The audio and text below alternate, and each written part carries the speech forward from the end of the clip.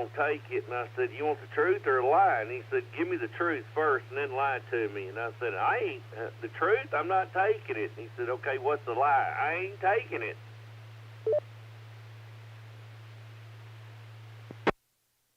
Yeah, I hear you. Oh, man. There you go. All right, man, well, I'm going to jump out of here. I was just, like I said, checking it to make sure it was working. Well, it's working. Definitely, it's working. You ought to check out that program that RT. Hang on a second. Let me get the box.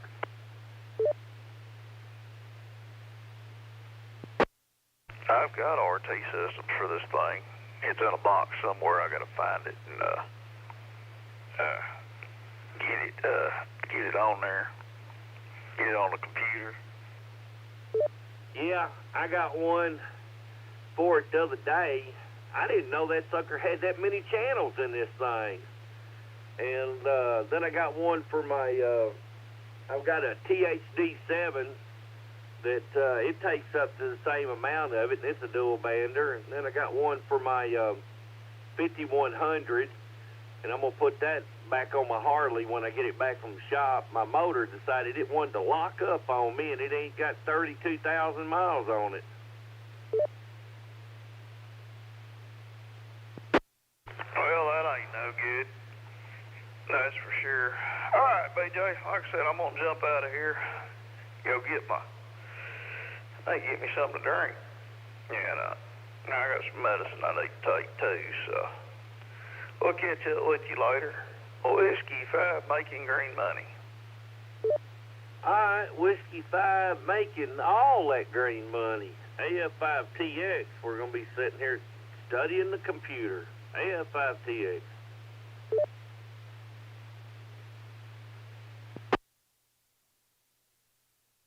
Kilo Foxtrot 5 from Harley and Lima to AF5TX. Yes, AF5TX, go ahead.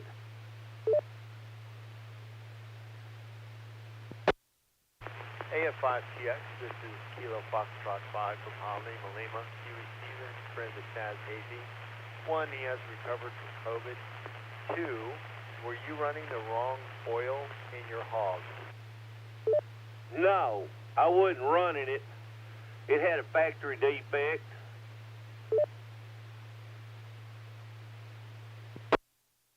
Would have thought Harley would have caught it before it rolled out of the shop. Well, yeah, it's a 2012 Ultra Classic CVO. It's got 110 cubic in it. And what happened is apparently they didn't catch it.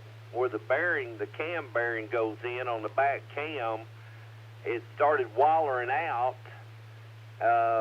They must have had a defect in the case. They're taking care of it. I'm not worried about it. And I'm not letting Harley work on it, especially the Longhorn Harley. I wouldn't let them work on my bikes if I took a mini bike over.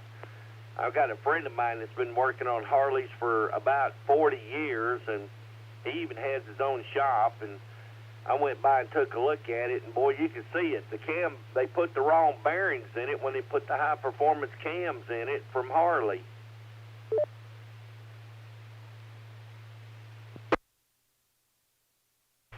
What oil are you running in the rig?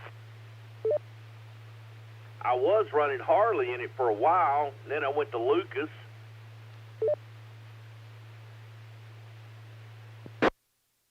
Lucas is good stuff. I give Lucas, if Royal Purple made a weight for the Harley, and I'm particular to Amped oil. I've seen that oil do some incredible things where a normal oil would have burnt and/or lost its lubricity and caused the engine to self-destruct. Yeah, I've heard of it. A buddy of mine runs Royal Purple in his, but it wasn't too long ago that Harley started introducing Lucas into their motorcycles now if they change the oil. Now, if you take a preference and you want a Harley oil, they'll put it back in there, but Excuse me, I do all the maintenance on my bike. I don't take it up there and have somebody do it for me. I change my own oil, my own primary and my own transmission, Roger.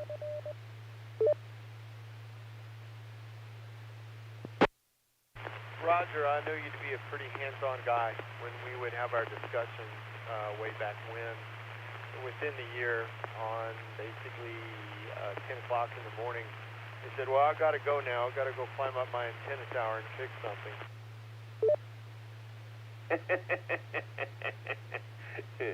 Yeah, I've been still working on my tower. I'm fixing to take the whole top section off of it. I got to rent me a man lift so I can get up there. And what I'm going to do is I'm going to replace the rotor, and I'm going to put 2 more 10-foot sections on it and raise up a little bit higher. But I think they're fixing to have a net here in a few minutes.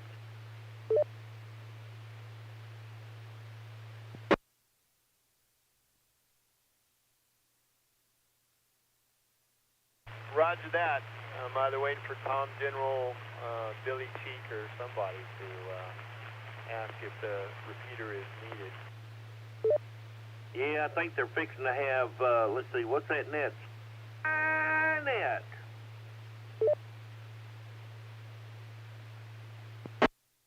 Skynet. W5FC. Hi, man. I'll be sitting here listening to the radio. AF5TX. AF5TX, this is Kilo Foxtrot 5, Papa Lima Lima. It's a pleasure conversing with you, sir. And you take care of yourself and keep in touch. 7-3. All right, man. Be safe and be careful out there. And if I don't talk to you again, have a good Christmas and a Happy New Year. I'll be on the radio all through the season. AF5TX. Right back at you, Kilo Foxtrot 5, Papa Lima Lima.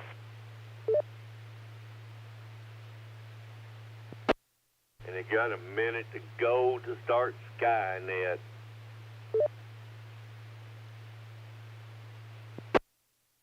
I'll be back. Well, you know, it's like that song. He says, hello, can you go? And the guy says, hello, can you go?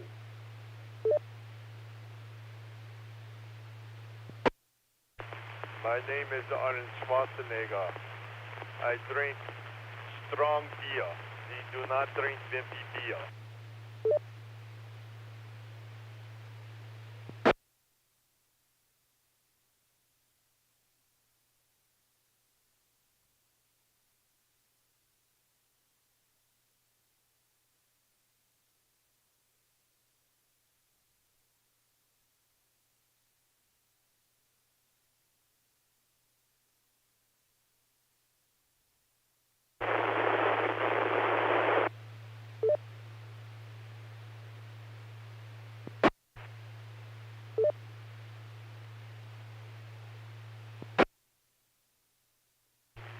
Get to the chopper. Mr. Chairman, I need to make myself very clear. If we uplink now, Skynet will be in control of your military. But you'll be in control of Skynet, right? That is correct, sir. Skynet.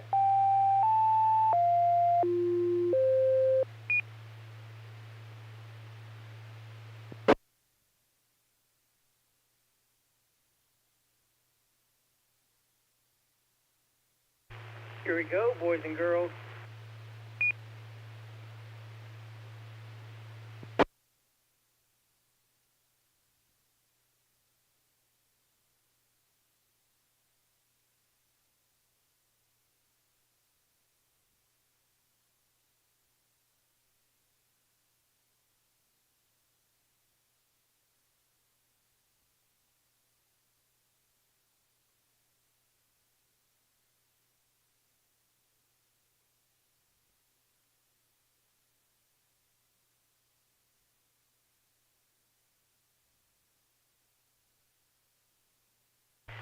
Does anyone need to use the repeater before we begin the 9 p.m. Skynet?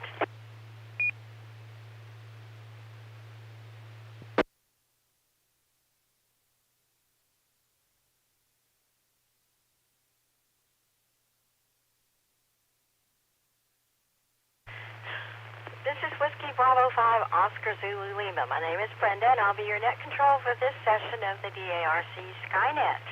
Skynet is a weekly net called every Saturday night at 9 p.m. concerning the subject of astronomy.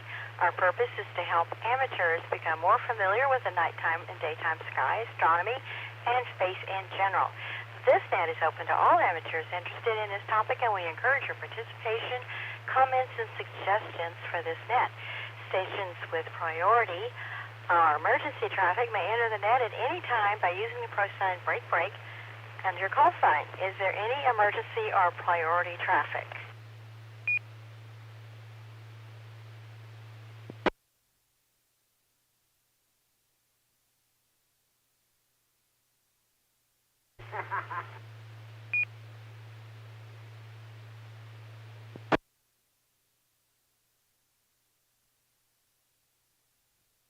This is a directed net. Please do not transmit without direction from net control, that would be me, and stations are reminded to ID at the end of your transmissions. This weekly net operates on 146.88 megahertz with a PL tone of 110.9. Check-ins via Echolink are also possible using the W5SC-R station ID or Echolink node 37247. Tonight's topics, astronomy charts, pictures, and live audio-video links are available online. Go to W5SC.org right now for that complete list. Remember to tell others about this popular net. All amateur operators are welcome. You need not be a member of any amateur radio club to participate. The net is 90 minutes long and is structured in several parts. 1. General announcements. 2. Texas Astronomical Society of Dallas events, where and when you could look through a telescope. 3. National Space Society events. 4. Discussion topic of the evening. 5. What's up? 6. Space exploration and space history. 7. Constellation of the week. 8. Space launches of the week. 9. Recent astronomical discoveries. And 10. Visible satellite passages over the next couple of days. 11. Astronomical Q&A and 1273 round if there's time. All amateurs licensed to transmit on this frequency are invited to check in. So we're going to start with low power and short time check-ins. Please come now with your name, your call sign, your name, your location, and please start now.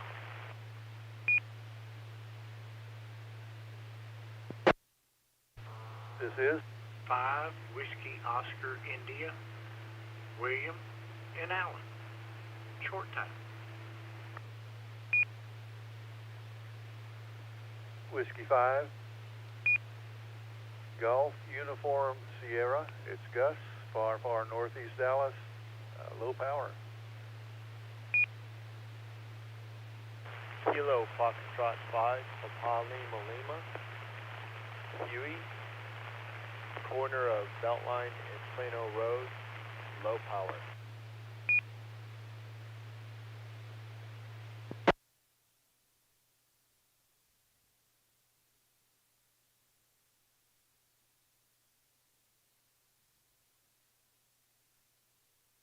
Okay, William, I missed your prefix. Would you please come back with that?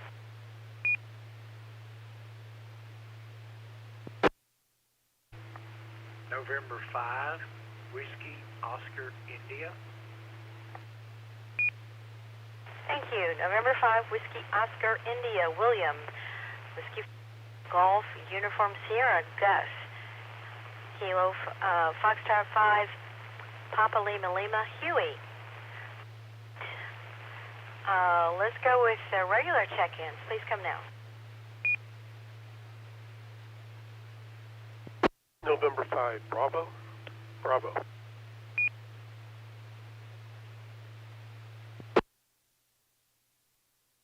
Kilo Golf 5, Bravo Zulu Whiskey. J. November.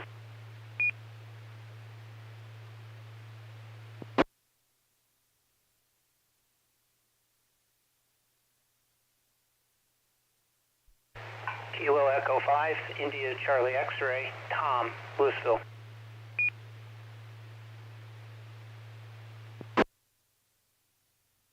This is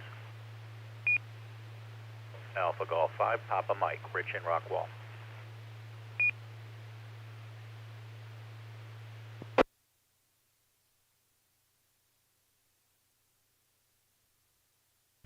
Kilo, Foxtrot 5, Zulu, Bravo, Lima, Bill, Farmers Ranch.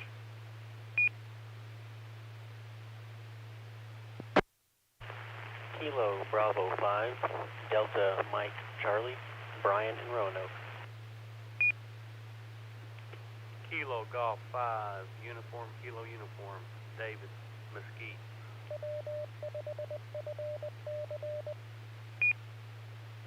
Kilo, Foxtrot 5, Juliet, Hotel Alpha, Chaz, Mesquite.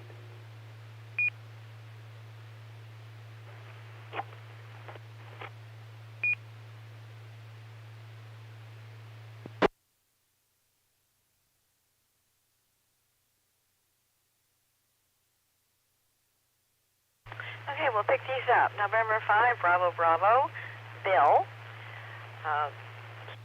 5, Bravo, Zulu, Whiskey, J. Kilo, Echo 5, India, Charlie, X-Ray, Tom. Alpha Golf 5, Papa Mike, Rick. Kilo, Foxtrot 5, Zulu, Bravo, Lima, Bill. Kilo, Bravo 5, Delta, Mike, Charlie, Brian. Kilo, Golf 5, Uniform, Kilo, Uniform, David, and Kilo, Foxtrot 5, Juliet, Hotel, Alpha, Chaz. All right, let's ask for some Echo Link check-ins, please.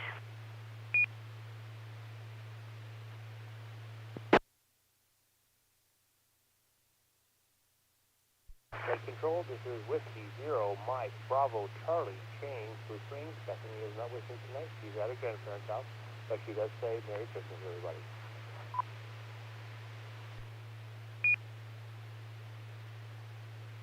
Kilo Foxtrot 5, Papa Delta Sierra, Billy and Sherman, and I have an announcement when you get to that section.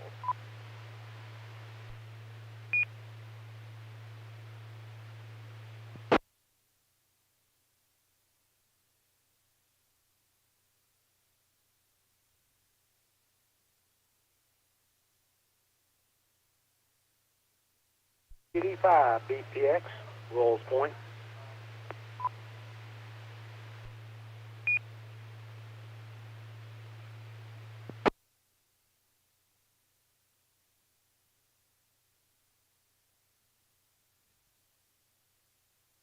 Okay, we have W0, Mike, Bravo, Charlie, Shane, and Bethany. Kilo, Foxtrot 5, Papa Delta Sierra, Billy. Kilo 5, I think it's Bravo, Tango, X-Ray. Your name, please.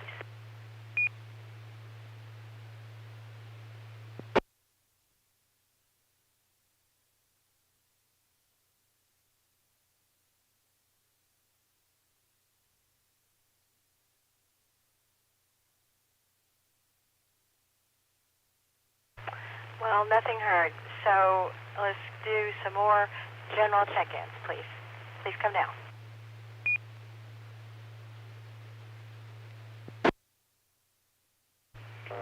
This is Kilo 5, Kilo Tango X-Ray Kelly in Quinlan. Alpha Delta 5, Sierra Echo, Chuck Richardson.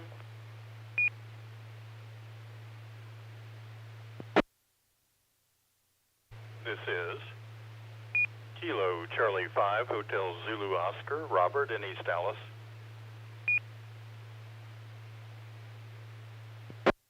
This is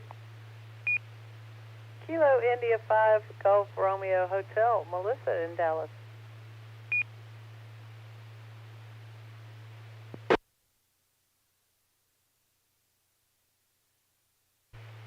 Kilo Golf 5, Zulu India X-Ray, Joe and Wiley.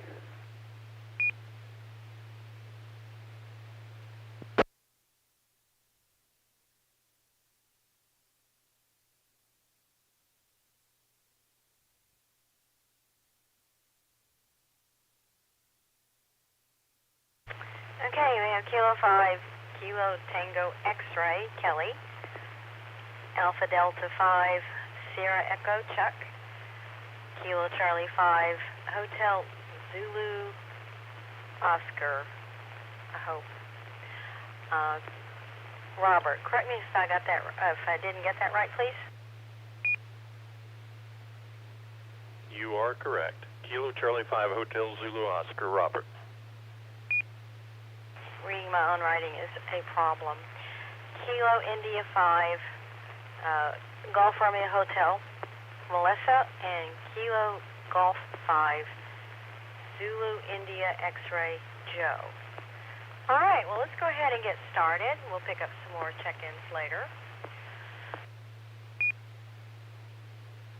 So, general announcements. Billy, you said you had one, KF5PDS. Go ahead.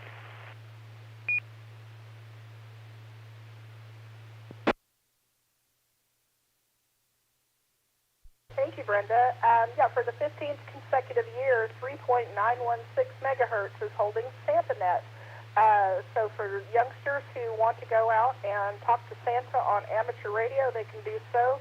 And you can find this information on Facebook. If you just click on the search and type in SantaNet, you can find all this information. They start the net at, I believe, 6:15 p.m. Central Time. You can check in, do a pre-check-in on www.cqsanta, and we'll go over to that information.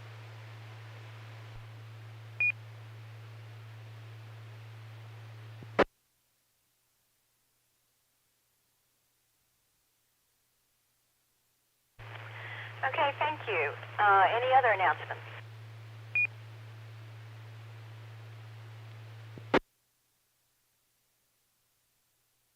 I think I got cut off, Brenda. I wasn't finished. I apologize. Go ahead.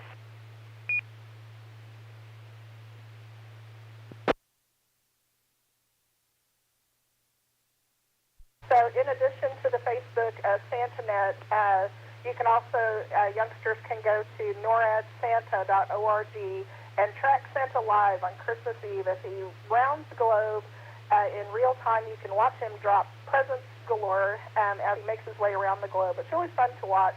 Watch him take off from the North Pole and make his way around the globe and then come back to home base at the North Pole. So again, that's noradsanta.org. That is the NORAD Santa tracker.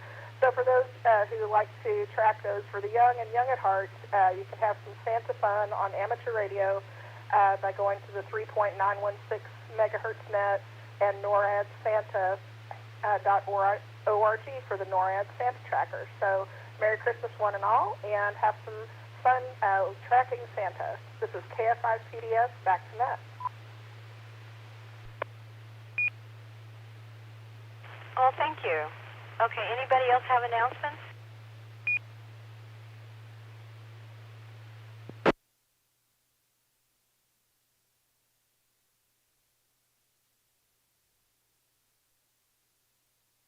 Okay, the AMSAT, that's Radio Amateur Satellite Group, has 2 nets available to Dallas residents. On Tuesday evenings at 8 p.m. Central, you'll need Echolink installed and be registered.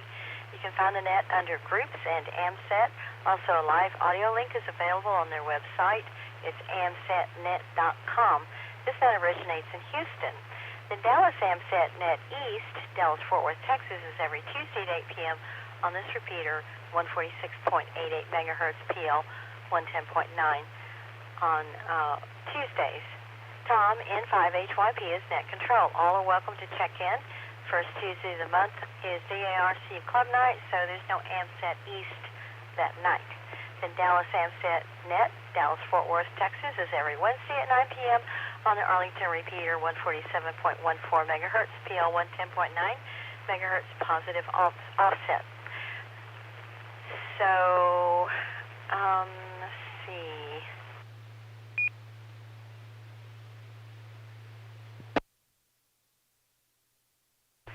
All right, this is not the last net of the evening. At 10:30, roughly, or pretty much 5 minutes after we finish Skynet, we have the Afterglow movie net. And tonight's movie is Stargate 1994.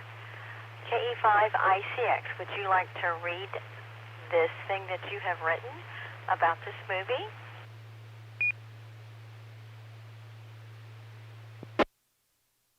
This thing?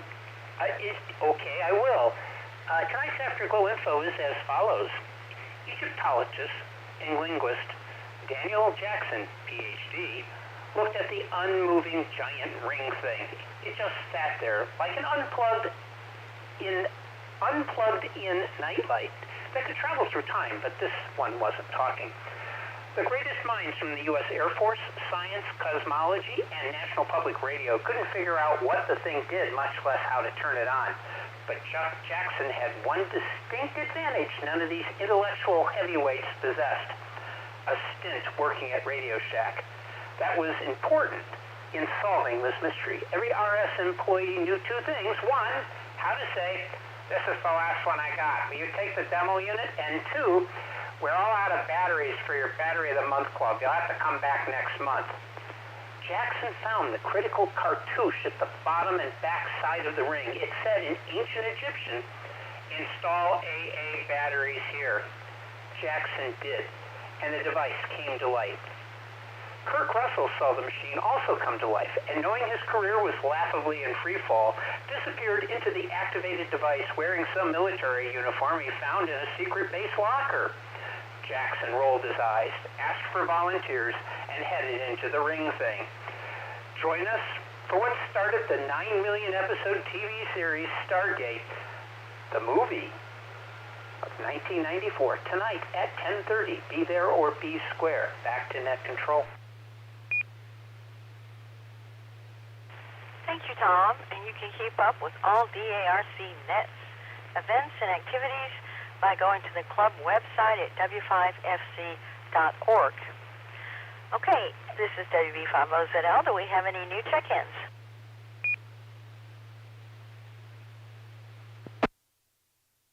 This is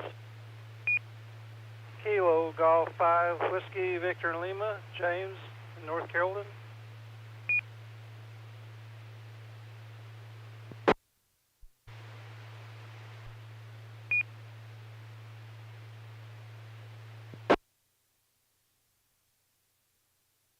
Kilo Bravo 9, Sierra Oscar Kilo, Shauna, Fort Worth.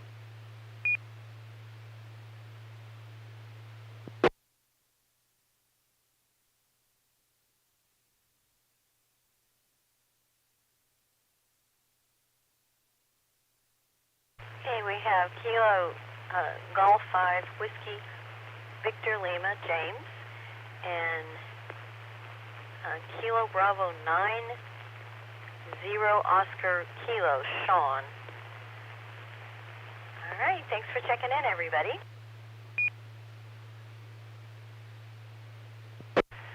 We're going to move on to the Texas Astronomical Society of Dallas. Does anybody have information on that?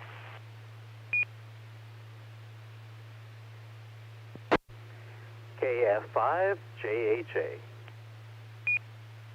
KF5JHA. Go ahead, Chaz.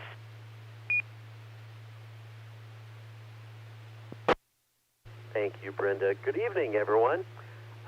Just want to let you know that the Texas Astronomical Society of Dallas has meetings on the fourth Friday of each month, except December. We have some holiday thing going on then. At 7:30 p.m., we have in the past met at the Dallas University there on Campbell Road in Richardson, but we haven't been doing that since, I think, February was the last time. We've been in lockdown, and we've been doing virtual meetings over Zoom. Our next club meeting will be on January the 22nd at 7:30 p.m. Members will receive an email about the link to the Zoom meeting about a week ahead of time. Mr. Tompkins is going to talk to us about binoculars, and I think that's going to be a good meeting. Now, we don't have any observing sessions on Saturday nights. Used to have them every Saturday night somewhere in the Metroplex, but unfortunately, due to the lockdown, of course, we don't have that. If you'd like to have more information about the Texas Astronomical Society and their events, go to texasastro.org for details. This is KF5JHA. Back to net control.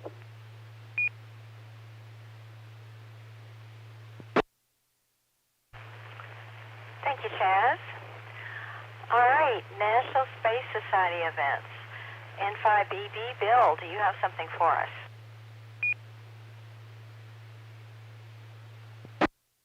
Yes, Brenda. Thank you. This is N5BB. I am the membership director of the North Texas chapter of the National Space Society.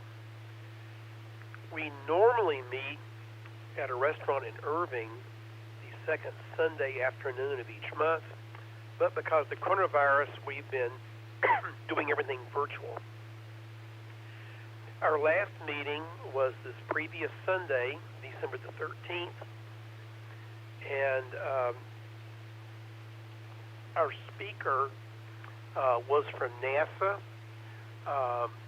Amy Ross, the daughter of astronaut Jerry Ross, and she spoke about spacesuits and some spacesuit material on its way to Mars on the Perseverance rover.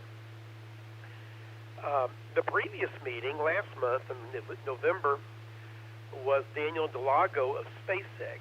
He lives out in California, but he went to school at UT Arlington.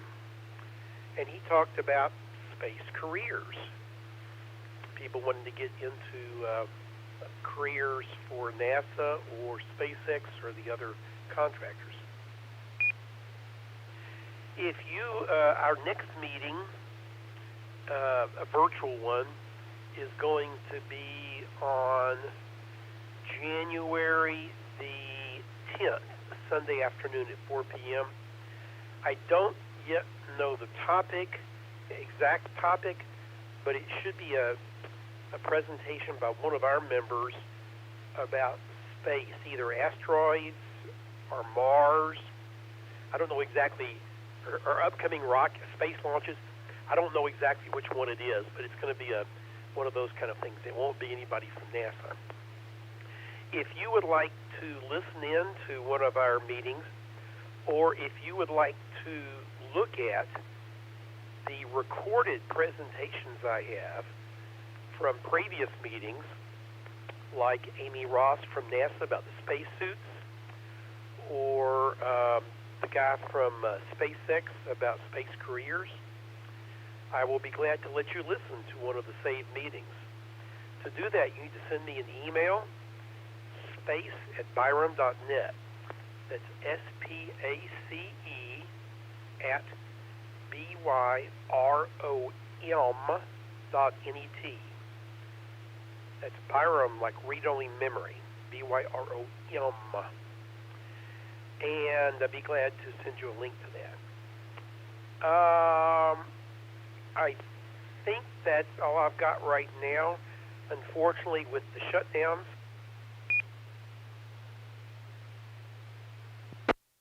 and trying to be safe, we're not doing any public events, and I'm sure it'll be a number of months.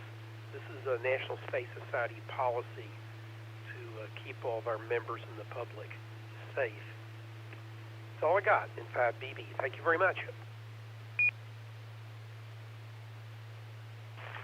Thank you, Bill. Do we have any more check-ins?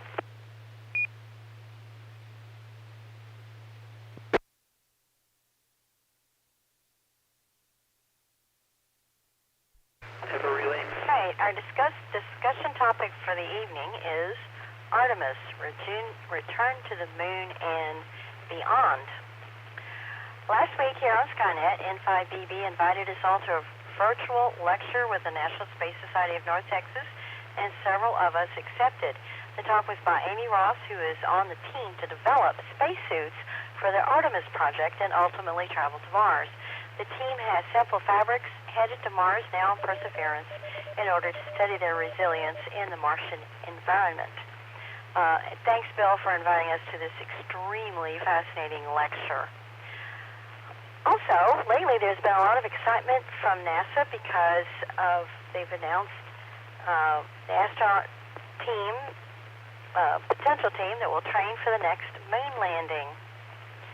This is the Artemis project, and it's named after the Greek goddess Artemis, goddess of the moon and hunting, and she was also Apollo's twin. The Artemis program is a U.S. government-funded international human spaceflight program that has the goal of landing the first woman and next man on the moon. specifically at the lunar South Pole region by 2024. The program is carried out predominantly by NASA, U.S. commercial spaceflight companies contracted by NASA, and international partners including European Space Agency, Japan Aerospace Exploration Agency, Canadian Space Agency, Italian Space Agency, Australian Space Agency, the UK Space Agency, the United Arab Emirates Space Agency, the Space Agency of Ukraine, and the Brazilian Space Agency. NASA is leading the program and expects international partnerships to play a key role in advancing Artemis as the next step towards the long-term goal of establishing a sustainable presence on the moon, laying the foundation for private companies to build a lunar economy and eventually sending humans to Mars.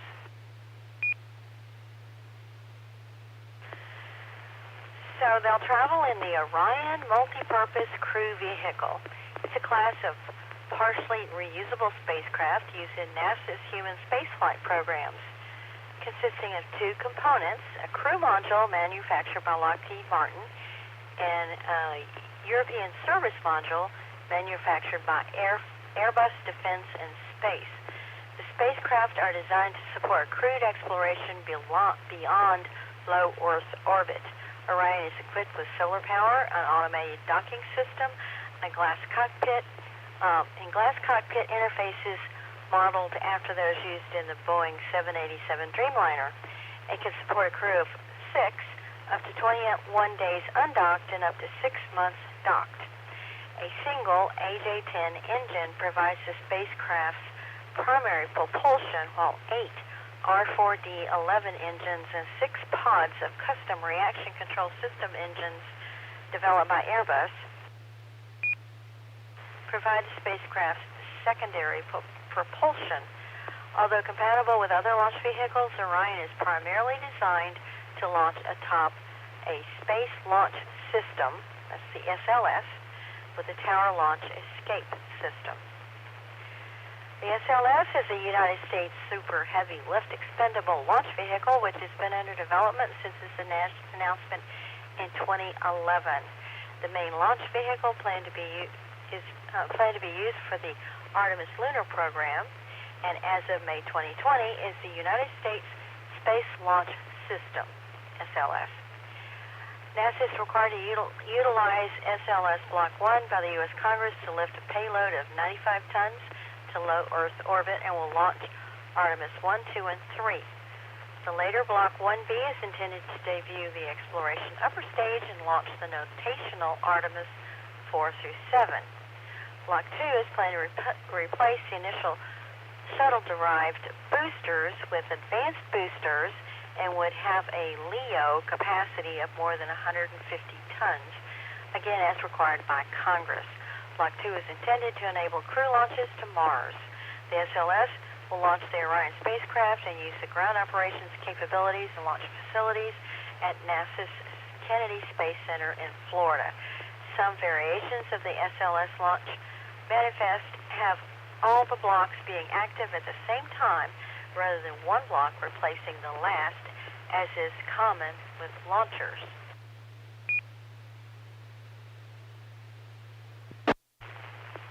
So, once it's in lunar orbit, the Orion will dock with the Lunar Gateway, or simply the Gateway. And it's a planned small space station in lunar orbit intended to serve as a solar-powered communication hub, science laboratory, short-term habitation module, and holding area for rovers and other robots. It is expected to play a major role in NASA's Artemis program after 2024. It will serve as the staging point for both robotic and crewed exploration of the lunar South Pole and is the proposed staging point for NASA's Deep Space Transport concept for transport to Mars. Formerly known as the Deep Space Gateway, DSG, the station was renamed Lunar Orbital Platform Gateway, or LOPG, in NASA's 2018 proposal for the 2019 United States federal budget. From the Gateway, astronauts travel to the Moon in the Human Landing System, Preliminary plans are to land at the South Pole, where presumably water exists. NASA has finally released a rundown of the ultra-cool science objectives for our Artemis 3, including field geology, sample collection and return, and experiments that will be flown to the moon from Earth to see how they will turn out in a lunar environment. The science done on this mission has the potential to shed more light on the evolution of the moon and its interactions with the sun, Earth, and other celestial bodies. It could even demystify more about how the moon really formed, or how water and other substances, other volatiles, substances that can easily vaporize, landed there. While Artemis 3 might not find out everything, it will definitely shine more light on the moon. And by the way, 2024 will be a really big year for space. Besides the moon landing, there will be a total solar eclipse on April 8th, and totality is right over the Dallas area. Okay, this is WB50ZL. Do we have any more check-ins?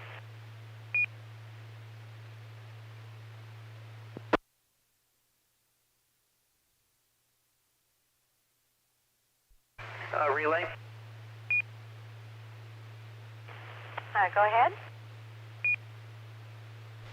Yeah, Brenda, this is KE5ICX. Bobby in Wills Point is checking in. He's Whiskey Delta 5 Bravo Papa X-Ray. He was over on Echolink, got covered over, and he's also over on YouTube, and he wanted to be checked in. So I'm doing that. KE5I6. Thank you, Tom. We recognize Whiskey Delta 5 Bravo Papa X-Ray. Bobby, welcome to the net. All right, next up is What's Up, and Chaz, KF5JHA, will give this presentation. Go ahead, Chaz.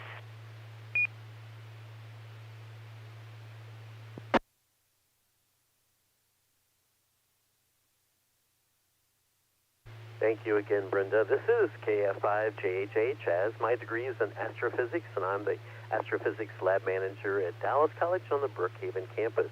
We call this segment of Skynet What's Up. Slide number 2, sir. On December the 14th, the moon was at its new phase, and so the current phase of the moon is a waxing crescent. The moon will be at its first quarter phase on December the 21st. That's on Monday. And the moon will be full on December the 29th. Slide number 3, please. On December 20th and 21st, you have heard this on the news, on TV, I'm sure. Jupiter and Saturn will be so close together in the sky that they will appear as a single object to the unaided eye. I've had some questions about what you can see through a telescope on the nights of December 20th and 21st. So here's a zoomed-in image of Jupiter and Saturn and their moons. That's if you're watching the video portion of this program.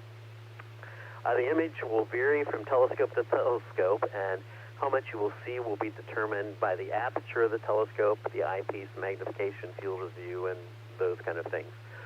But on December the 20th, you could be able to see at least all 4 Galilean moons, Io, Europa, Ganymede, and Callisto, and the biggest moon of Saturn, Titan, as well as Jupiter and Saturn, all in the same field of view. That is awesome. Depending on your telescope, the image that you're seeing on the video portion of this broadcast could be flipped upside down or flipped left or right or both. Now, I'm going to be using my 20 by 80 binoculars because it's easy to set those things up. So I would go out. When is the 20th? That's tomorrow night. The weather's supposed to be clear. I missed looking at them tonight.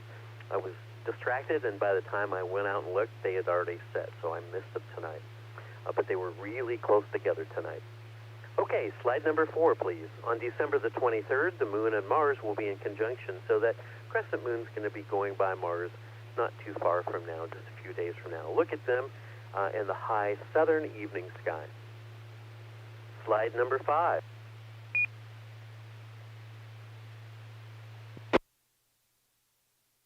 In January, there will be a meteor shower called the Quadrantid. It often produces about 120 meteors per hour. They will peak on the night of January the 3rd and the 4th. I always suggest camping at a Texas state park to watch the meteors.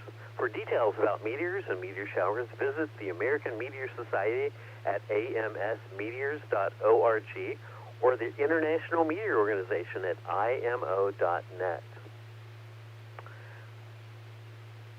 And this is slide number 6 now.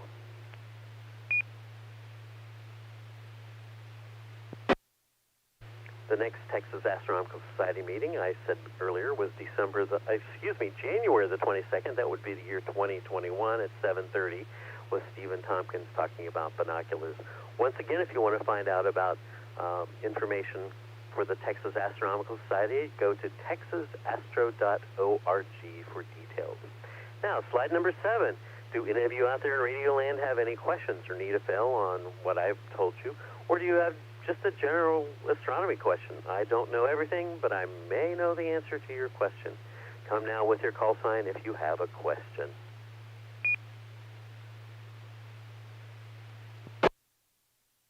W5GUS. And KE5I6.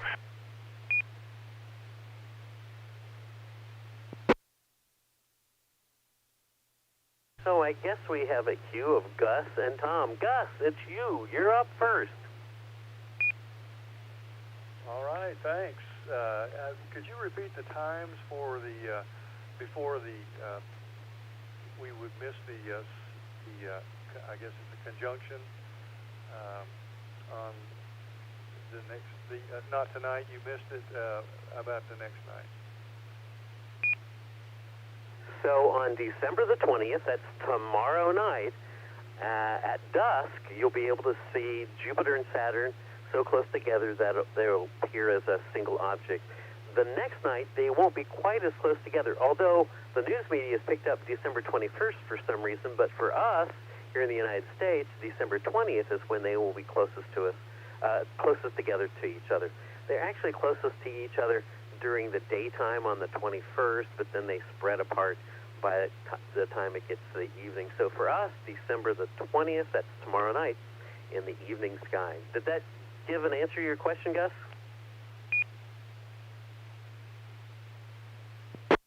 Well, yes, it starts at dusk. When would we miss it if we can't go out at dusk? You said you missed it tonight. When will they set? W5GUS. Well, it'll set, maybe 45 minutes, an hour after dusk. So don't tally. I think sunset's about 5:20. I'd be looking at it about 5:45 up to about maybe 7 o'clock might be the latest you could see it. I don't know if you could even see it at 7 o'clock. So do it before 7. All right, I won't tally. Thank you, W5GUS. Thank you, Gus. Now, Tom. Hey, you're up next. You're in the queue. Go ahead.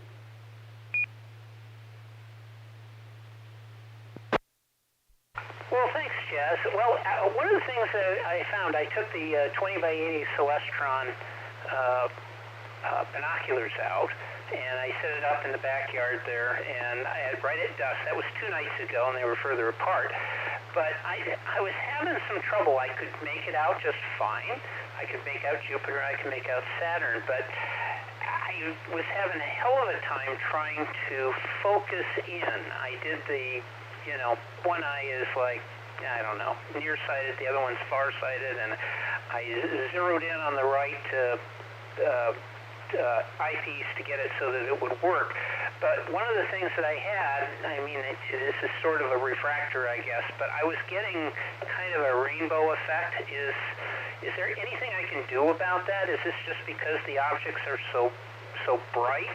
And I thought Celestron was like really good product, but maybe the optics aren't right? I don't know. They work great for other objects in the sky, but with Saturn and Jupiter, I was having some issues. What do you think? KE5ICX.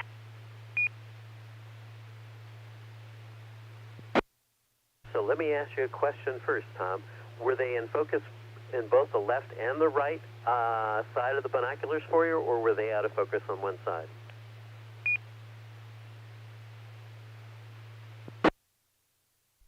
Yeah, it was out of focus on one side, and I tried to adjust. I've got the adjustable eyepiece on the right side, and tried as I may to focus in the left side.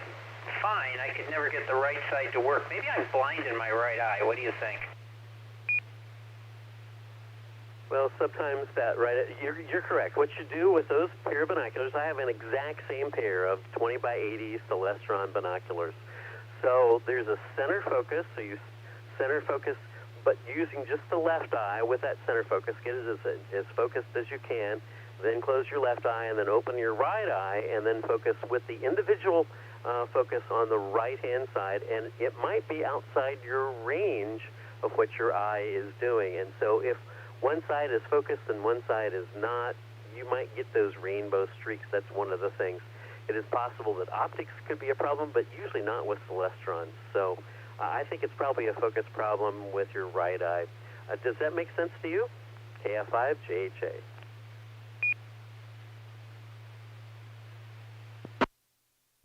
Oh, yeah, what a relief. The binoculars are kind of expensive. It's good to know that I'm blind in my right eye. That's a lot cheaper. Thanks, Chaz. KE5ICX. Well, if you wear glasses sometimes, you could always use those in combination with the binoculars. That's what some people do. Okay. I wish you the best with that. And maybe just use one eye at a time. That might be the best. All right, so slide number 8, Mr. Slide Master. By the way, Tom is the Slide Master if you want to know who I'm talking to when I'm saying readjust the slides. So, as the moon is waned during the beginning of December, so do these words for the segment of Skynet. Stay safe, keep well, pray for our world. And until next week, keep looking up so you know what's up. And this is Chaz, KF5JHA, back to net control. Thank you, Brenda.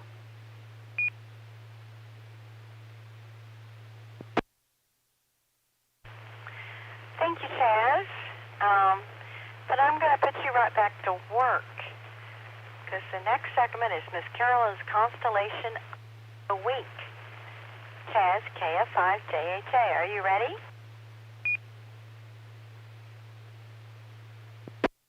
Yes, thank you, Brenda. Okay, normally we have another segment in between these two, but my segment for Carolyn Constellation of the Week is going to get long this week.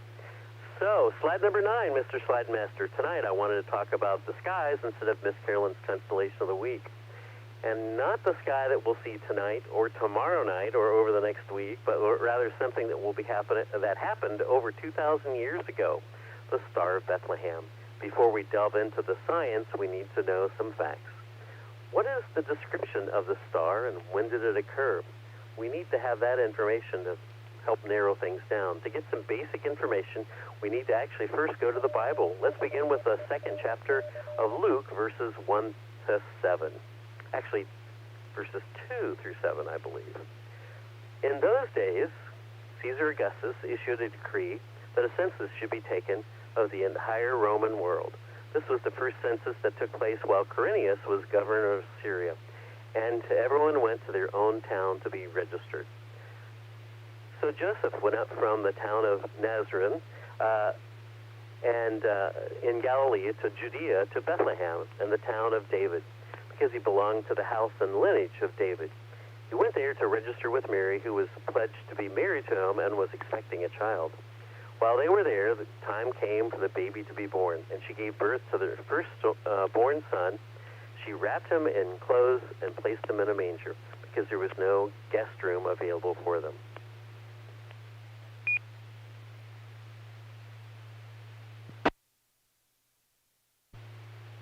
That will help us to place when the star appeared, but we need to get some more information on the date and the description of the star by looking at the 2nd chapter of Matthew, verses 1 through 16.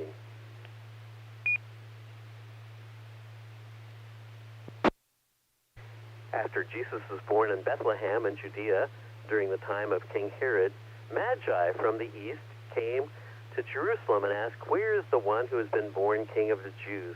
We saw his star when it rose and have come to worship him."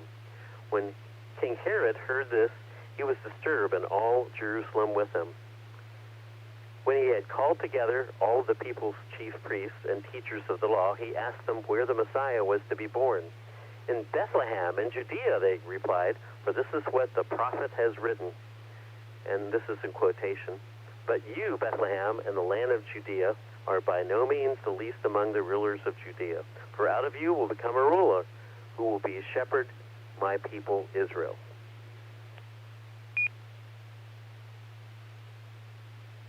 We're up to slide number 11, please. Then Herod called the Magi secretly and found out from them the exact time the star had appeared. He sent them to Bethlehem and said, go and search carefully for the child. As soon as you have found him, report to me so I may too go and worship him. After they had heard the king, they went on their way. And the star they had seen when it arose went ahead of them until it stopped over the place where the child was. When they saw the star, they were overjoyed. On coming into the house, they saw the child with his mother Mary, and they bowed down and worshipped him. They opened their treasures and presented him with gifts of gold, frankincense, and myrrh. And having warned in a dream not to go back to Herod, they returned to their own country by another route.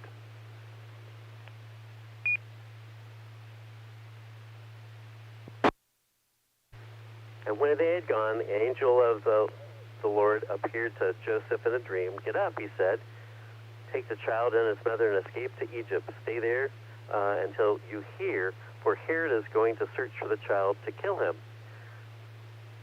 So he got up, and the child and his mother during the night, and left for Egypt, where he stayed until the death of Herod.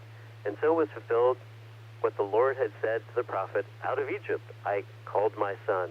When Herod realized that he had been outwitted by the Magi, he was furious, and he gave orders to kill all the boys in Bethlehem and its vicinity who were 2 years old and under, in accordance to the time he had learned from the Magi. And this is KF5JHA, and this is Skynet.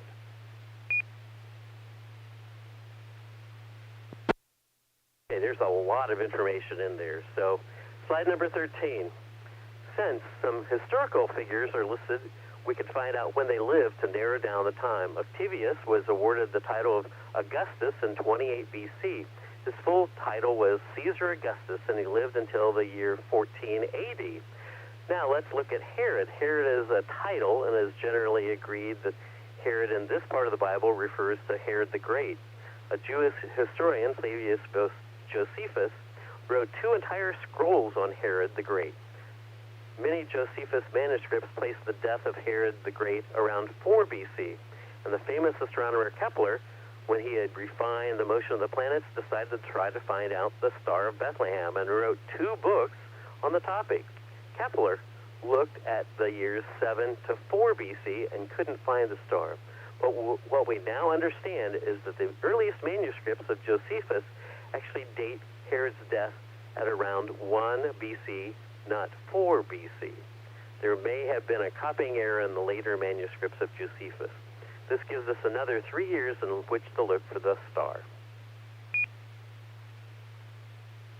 Herod the Great is very paranoid about people that would try to kill him and take over his position, so killing only a handful of baby boys 2 years and younger around Bethlehem, since there was an area sparsely populated, would have just been a small thing to him. That would have made Jesus being born between 3 and 1 BC. Now we've narrowed down when the star appeared. Let's figure out what it was. 2,000 years ago, the word star meant any light in the sky. So let's explore some possible explanations.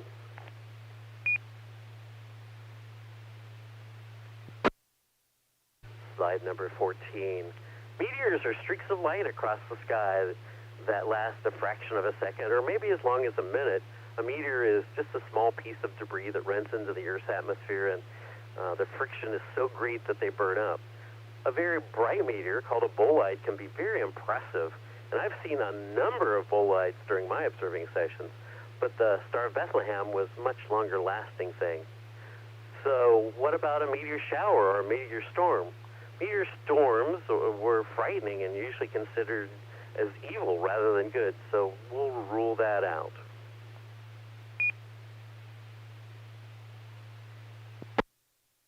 Slide number 15. How about a comet?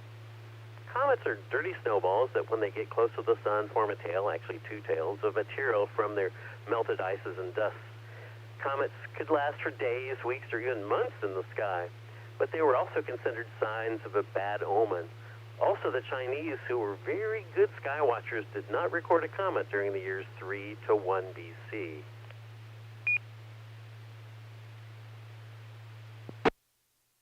Slide number 16, please. How about a nova or supernova in the sky? Nova and supernovas are caused by processes at the end of stellar lifetimes, and we've talked about that before here on Skynet. The sudden appearance of a new star in the sky would have been a star of Bethlehem, but once again, no culture recorded a nova or supernova during this time period. Once again, this is KF5JHA, and this is Skynet.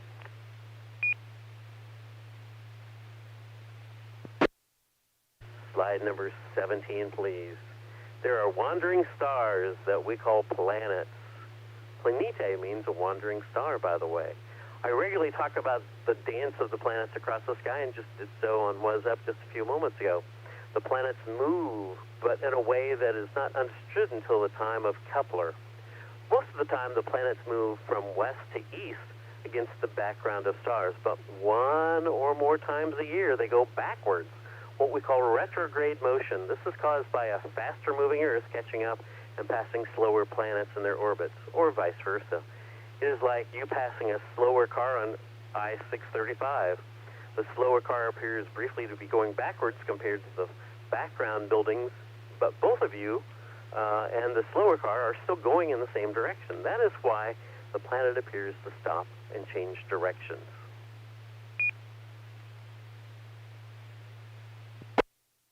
Slide number 18, please. Using computer software called Stellarium, I went back to August 12th, 2 BC. In the software, you would have to use a negative sign on the year to indicate BC years. I set the location to Bethlehem, or you could have even used Babylon.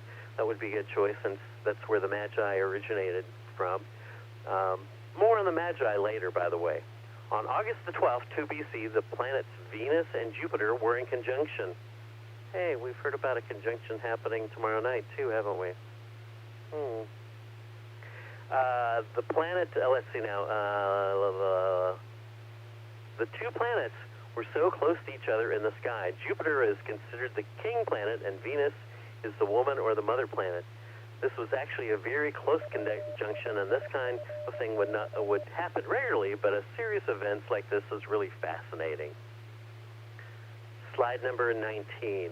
On September 14th, that would just be a couple of months away, in 2 BC, the planet Jupiter is in conjunction with the star Regulus. Regulus is considered the king star.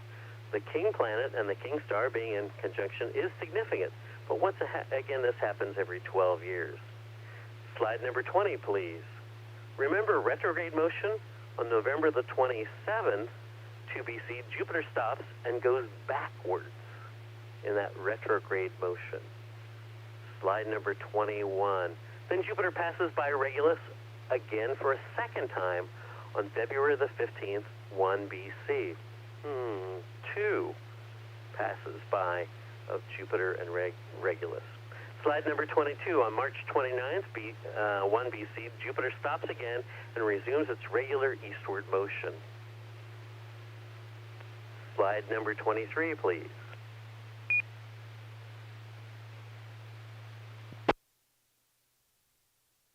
Jupiter passes by Regulus for a third time on May the 9th, 1 BC. This series of conjunctions are really rare.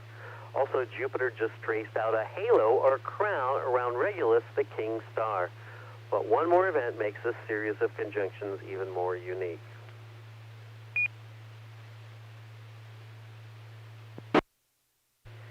Slide number 24. On June the 17th, 1 BC, the planet Venus gets so close to Jupiter that they appear as a single object in the sky. Hey, that again sounds familiar with what's happening tomorrow night, but that's tomorrow night's Saturn and Jupiter. If they had telescopes back 2,000 years ago, then the planet Venus would have been closer to Jupiter in the field of view than any of Jupiter's 4 Galilean moons. That's even closer than Saturn and Jupiter getting tomorrow night. it would have appeared to the unaided eyes the single brightest object in the sky that anyone had ever seen, other than the sun or the moon. Remember, Jupiter and Venus are the two brightest objects next to the sun and the moon in the sky. Slide number 25. What I have not told you is the series of conjunctions that took place was in Leo, the lion, the symbol of Judea, the Hebrew nation. So as an astronomer, this all sounds like astrology, doesn't it? But let me propose an idea. Astrology says that stars can determine your future. Well, what if it works the other way around? What if the sky is like a thermometer or a thermostat, and it just measures what is going on rather than controlling it like a thermostat? This is KF5JHA, and this is Skynet. We are up to slide number 26. Michael Molnar has written a book in which he investigates a coin with a ram and a star. This has led him to look at different astronomical events and points to April 17th, 6 BC is when he thinks Jesus was born. We will probably never know for sure when Jesus' birth occurred, nor know exactly what the Star of Bethlehem could have been. Slide number 27. Planetariums across the world present programs every year during December about the possible explanations for the Star of Bethlehem. Of course, you can't rule out a miracle, but we don't have any way of measuring miracles unless you have one built-in time machine, so we could go back in time to see what that miracle was. Of course, there could have been lots of movies on this repeater that you've heard about time travel. Yep.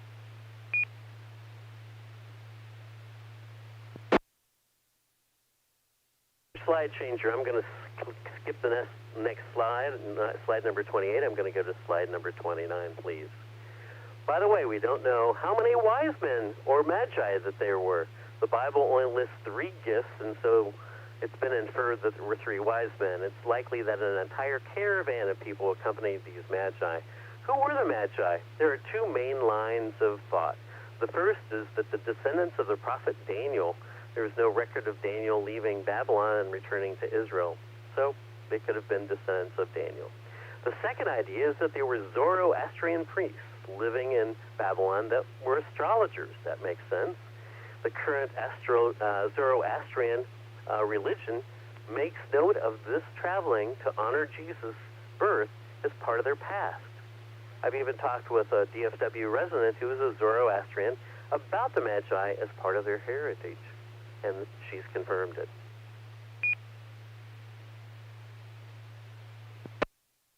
Slide number 30. This time of the year, there are many celebrations around the winter solstice, which is just coming up soon, which is the shortest day and the longest night of the year. Many cultures have celebrations involving lights. My prayer for all of you is that you spend this holiday with family and friends, enjoying the company of each other, even if it's socially distanced.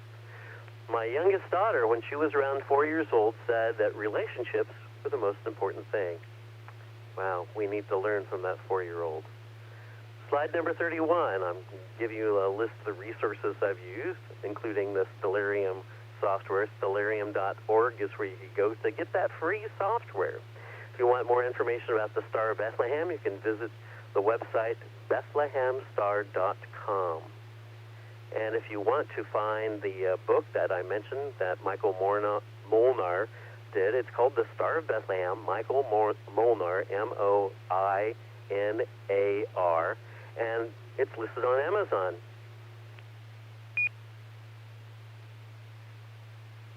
Wow, this has been a long segment, hasn't it? Slide number 32, that's the last slide. Until next time, keep looking up. Oh, I've already said that. So I'm going to wish you all a Merry Christmas and a Happy New Year. So back to our net control, Brenda. Thank you very much, everyone. Happy holidays. Thank you, Chaz. This is WB50ZL. Do we have any more check-ins? This is Kilo 5, Kilo Oscar Bravo, Philip from Crandall.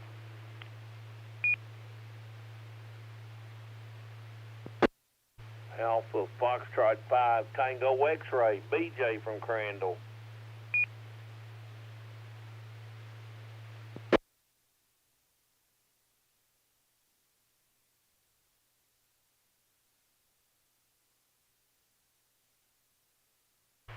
Kilo 5, Kilo Oscar Bravo, Philip, and Alpha Foxtrot 5, Tango X-Ray, BJ.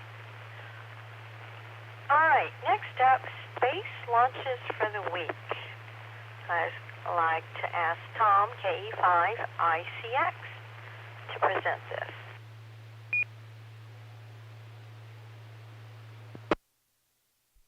Thank you, Ms. Brenda, and this is KE5ICX. Well, we've got, as always, busy schedule going on.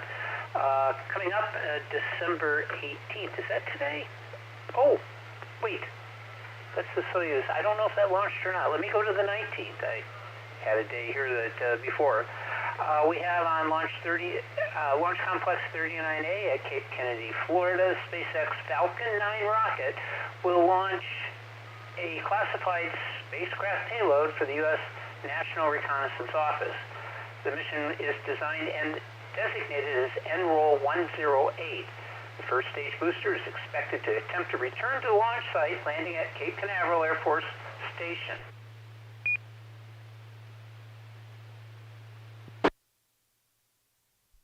On December 20th, from Wenchang, China, a Chinese medium-lift Long March 8 rocket will launch on its inaugural flight with a secret payload called XJY-7.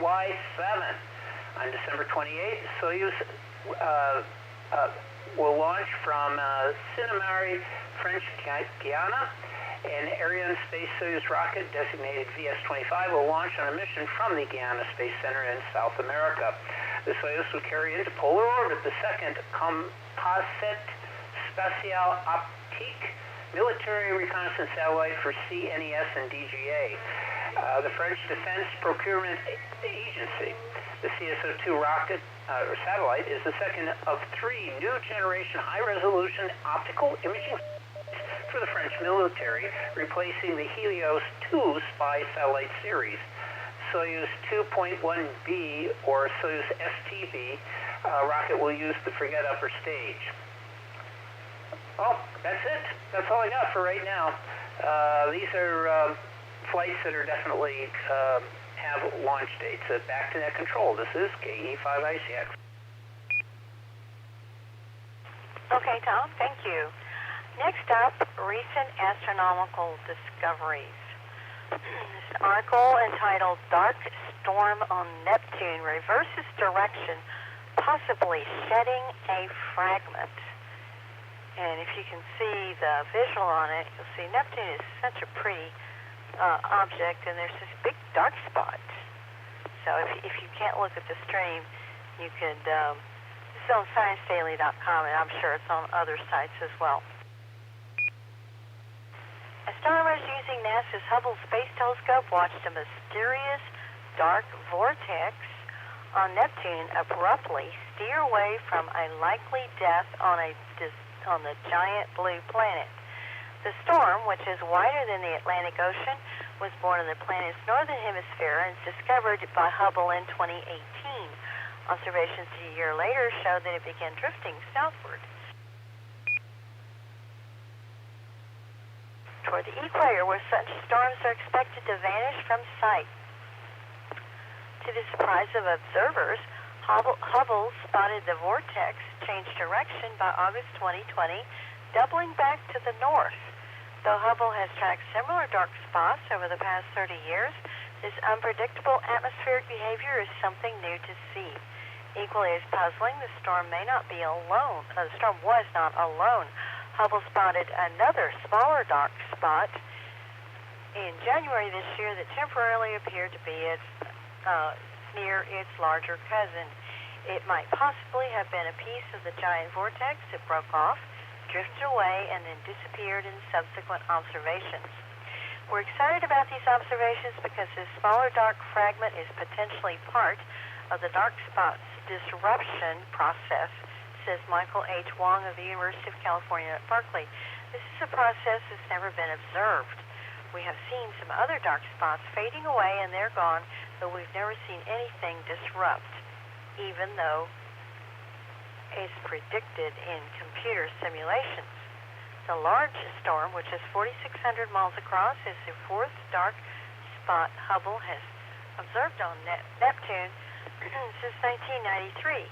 Two other dark storms were discovered by the Voyager 2 spacecraft in 1989 as it flew by the distant planet, but they had disappeared before Hubble could observe them. Since then, only Hubble has had the sharpness and sensitivity in visible light to track these elusive features, which have sequentially appeared and then faded away over a duration of about 2 years each. Hubble uncovered this latest storm in the September of 2018. Neptune's dark vortices are high-pressure systems that can form in mid-latitudes and may then migrate towards the equator.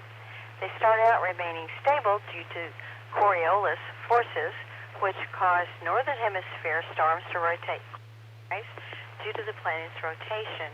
These storms are unlike hurricanes on Earth, which rotate counterclockwise because they are low-pressure storms. However, as the storm drifts toward the equator, the Coriolis effect weakens and the storm disintegrates. In computer simulations by several different teams, these storms follow a more or less straight path to the equator until there is no Coriolis effect to hold them together. Unlike the simulations, the latest giant storm didn't migrate into the equatorial kill zone. It was really exciting to see this one act like it's supposed to act, and then all of a sudden it just stops and swings back, Wong said. That was surprising. The Hubble observations also revealed that the dark vortex's puzzling path reversal occurred at the same time that a new spot, deemed Dark Spot Junior, appeared. The newest spot was slightly smaller than its cousin, measuring about 3,900 miles across.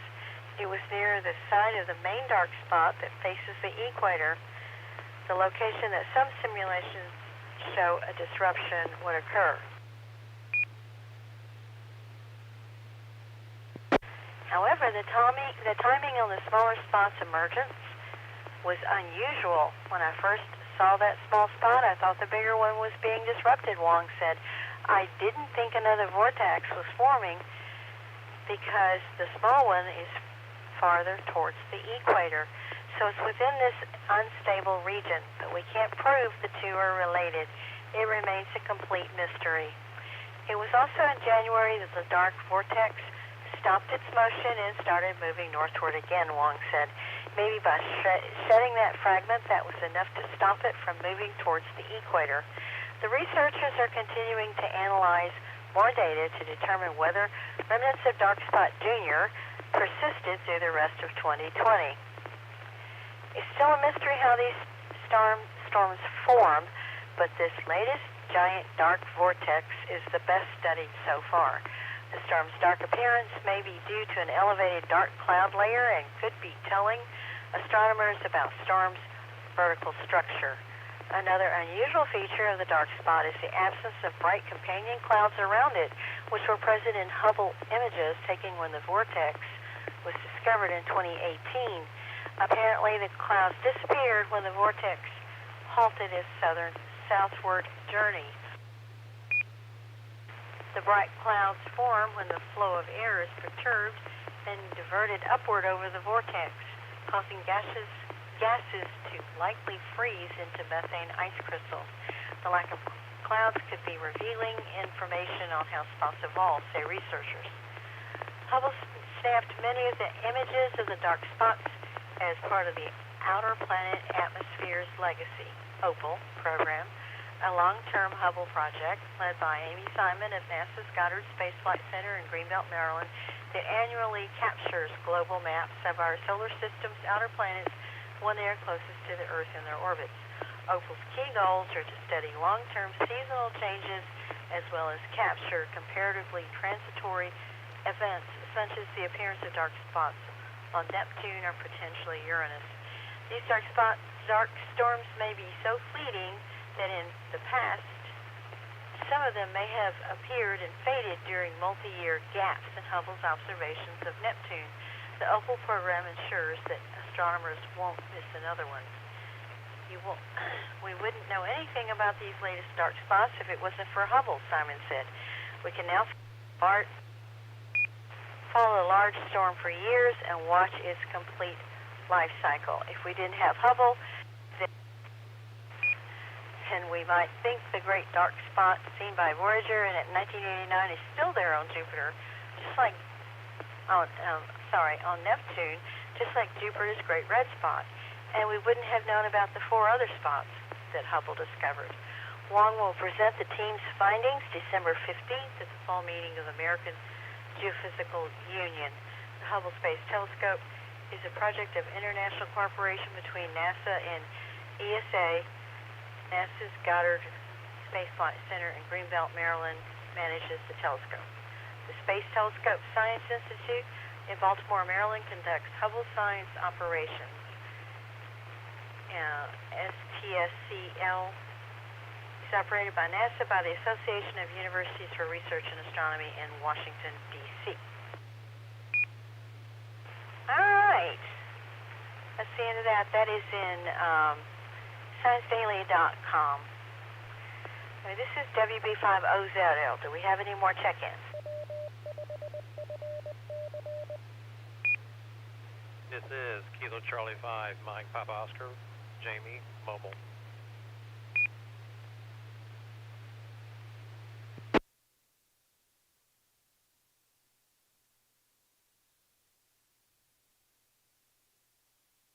Okay, we got Kilo Charlie 5, Mike Papa Oscar, Jamie.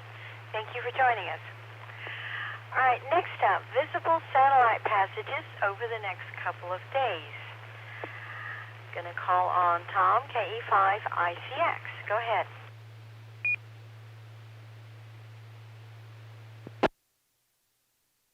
All right, thank you again, Miss Brenda. Well, let's see. We have the International Space Station. It had a pass this evening already, but the next really good pass will be on December 20th. It's minus 3.9 magnitude at 6:19 in the evening. It reached its highest point at 6:23 at 80 degrees, and then it will fall at 6:26. So, hey, that's in the morning, by the way, so, oh well. I was thinking maybe you could do, well, you got something to do in the morning, you got something to do in the evening, especially the conjunction tomorrow evening. Next up is December 21st. This one is at 5:35 a.m. at 49 degrees, so it's coming out of shadow. Reaches its highest point at 5:35 at 50 degrees, and it will fall at 5:38. But it still should be pretty impressive. Let's see what else.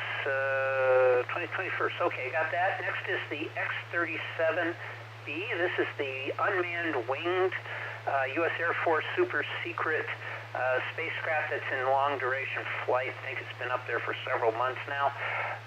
December 22nd, it'll be a 0.8 magnitude at 6:40 a.m.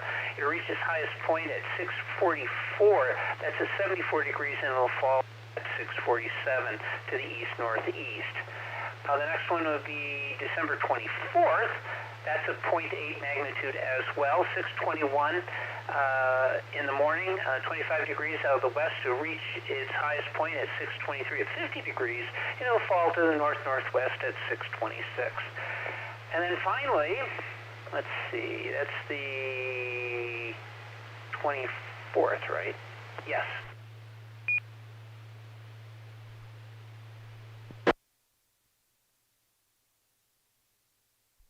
Next up is Envisat. I guess I can put these up on the screen if you want to see them.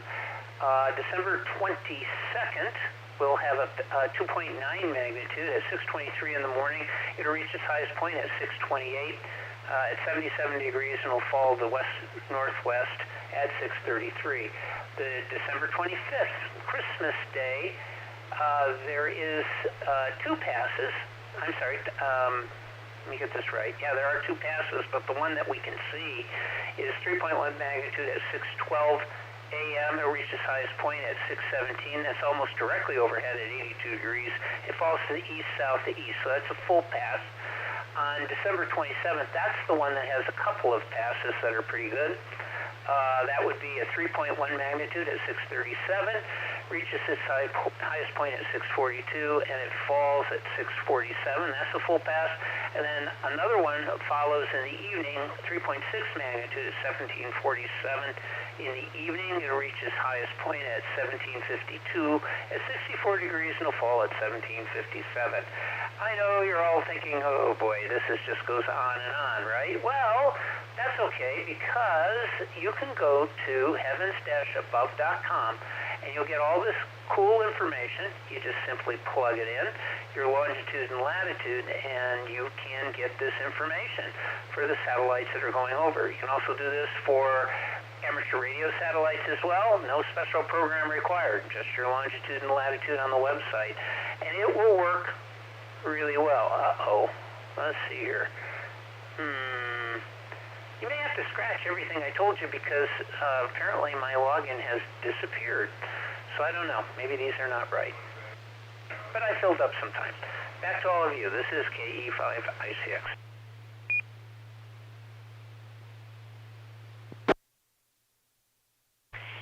Thank you. This is WB5OZO. Well, we are wrapping up a little early, so we have time for Q&A. If anybody is interested, please come now.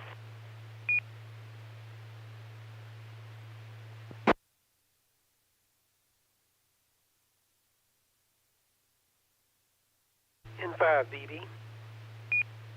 N5BB, go ahead. Yes, this is N5BB. I sent Tom and some of the rest of you an email earlier about cataracts and astronomy. And the situation wasn't too different from what Tom was describing. And a person first had problems with cataracts in one eye only. That was leading to a difficulty. And then when they got the implant had some little wrinkles in it that were only noticeable for a bright dot, like you see in looking at astronomical objects through a telescope. So a lot of details in there, and I hope that assists Tom in figuring out what's happening. Definitely make sure you've had an eye exam recently, and make sure they use the camera to look at your retina also. Although and your cornea and everything. N5BB.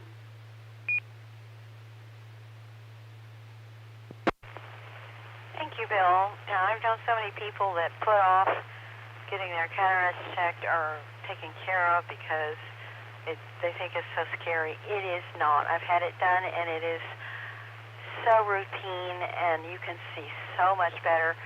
I couldn't see the big E on the eye chart, and now I see 20/20 without correction.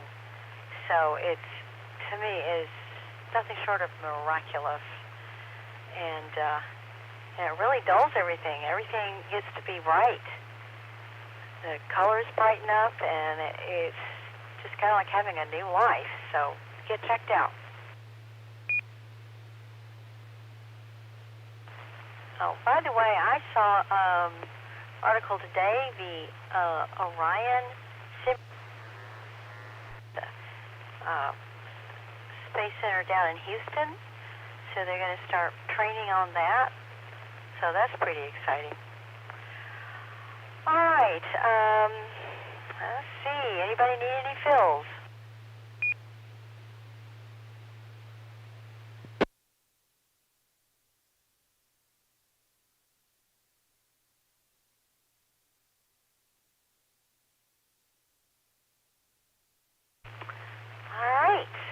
So tonight we had 27 hams participating on the air. I want to thank all of you who checked in tonight. We hope you'll join us here next week and every Saturday night at 9 p.m. to discuss astronomy, space, and space exploration. On this net, the sky is never the limit. We're always looking for net control stations for this and all the other DARC nets. If you would like to try your hand at this, contact any of the net controls by sending an email to nets@w5fc.org.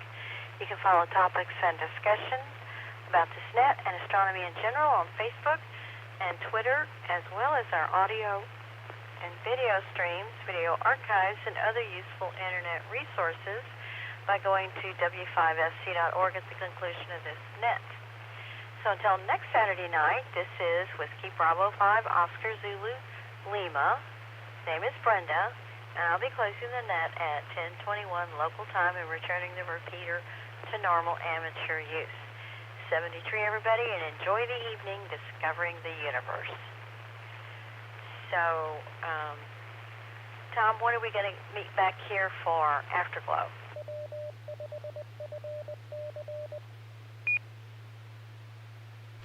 We'll start in 10 minutes, so we'll start on time at 10:30. So come on back, and people would be interested in doing net control. You step up. We'll ask in a little bit. So we'll start on the dot at 10:30. KE5ICX.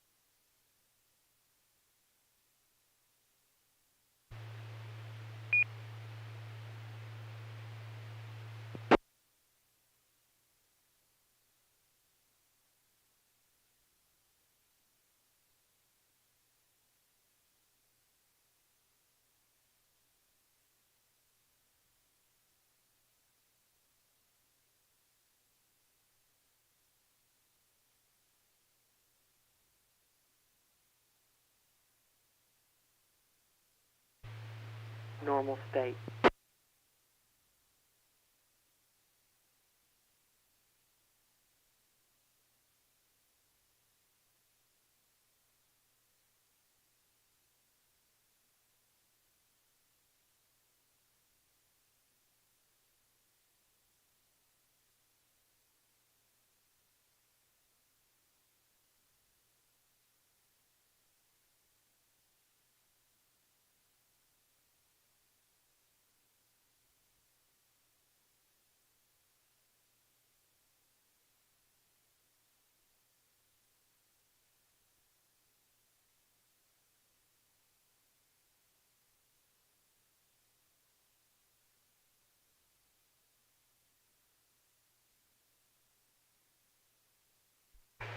Do we have anyone who would like to be net control this evening? Please come now with your call sign.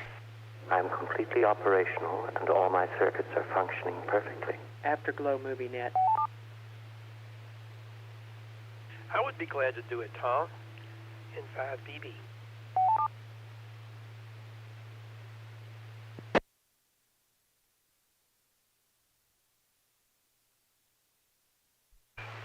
All right, Bill. Unless anybody else steps up, you know, they gotta pay for the. Well, you know, somebody's got to be in the barrel once in a while.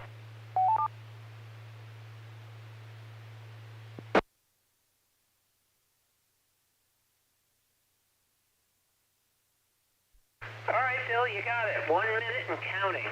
KE5ICX. Will do, Tom.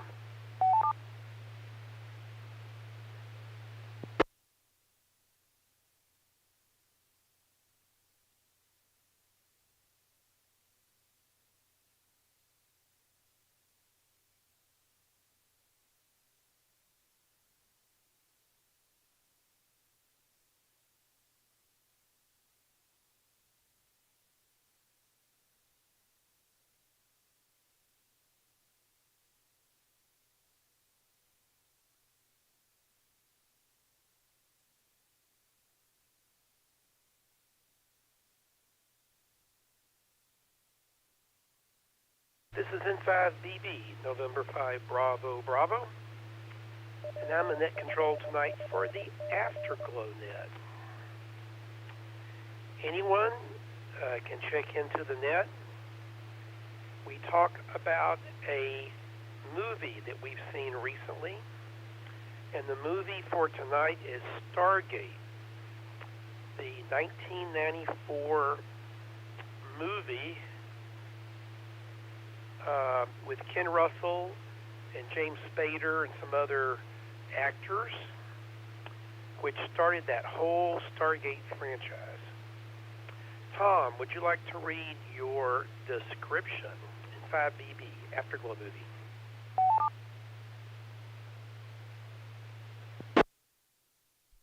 Why, sure. This is the most fun I have all week, and that is, here it is, the highly accurate description. Egyptologist and linguist Daniel Jackson, Ph.D., looked at the unmoving giant ring thing. It just sat there, like an unplugged-in night light. They could travel through time, but this one wasn't talking. The greatest minds from the U.S. Air Force, science, cosmology, and National Public Radio couldn't figure out what the thing did, much less how to turn it on.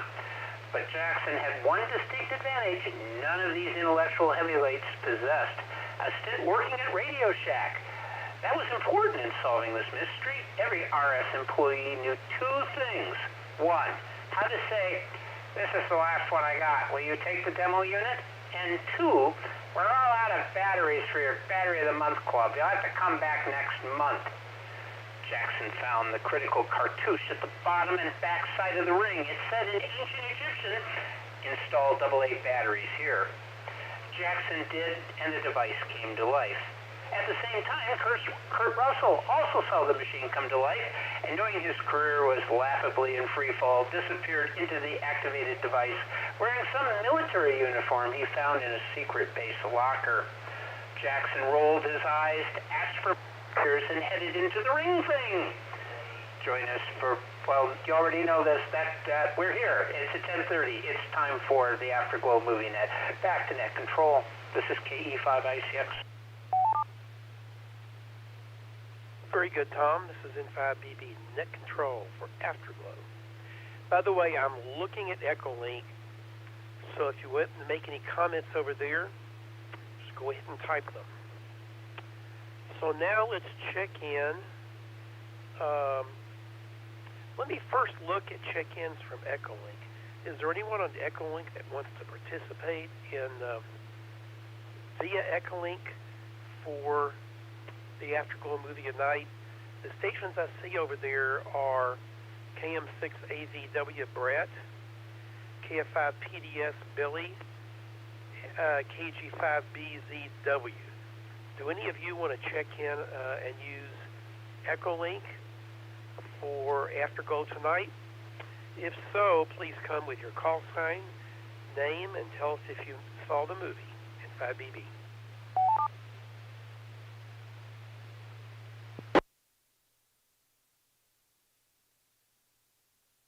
This is Kilo Golf 5, Bravo Zulu Whiskey, Jane Weatherford. I have seen the film.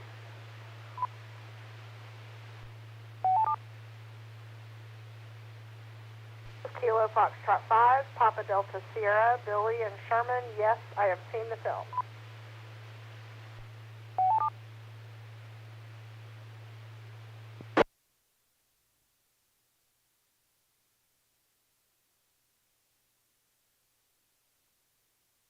Very good. I recognize KG5BZWJ and KF5PDS Billy. You've both seen the film. And I'll also go on and check in Tom, KE5ICX, and you must have seen the film, Tom, or you couldn't have made up the little description there. So I'll check you in. So, do we have anybody else that would like to check in via RF for the Afterglow net? This is N5BB. Please check in with your call sign, name, and tell us if you saw the movie. This is Whiskey Bravo 5, Oscar Zulu Lima. Name is Brenda in DeSoto, and yes, I saw the movie.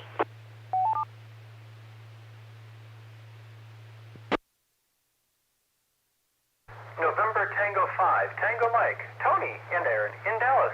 We have seen the movie.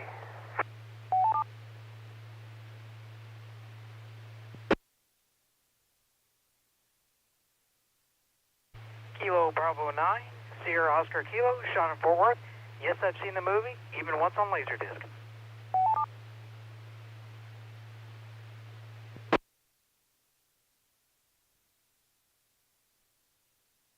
Kilo 5, Alpha November Echo, Kane in Richardson, and yes, I saw the movie.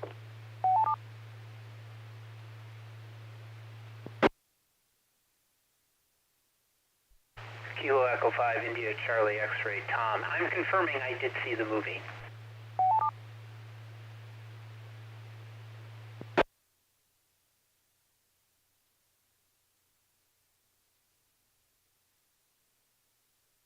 Okay, let me read the list of everybody that's checked in so far beside me. KE5ICX, he did see the movie. KG5BZW did see the movie. KF5PDS did see the movie. WB5OZL Brenda did see the movie. NT5TM Tony did see the movie. KB9SOK Sean did see the movie. And K5ANP Kane also did see the movie. Does anyone else need to check into the Afterglow net? This is N5BB net control.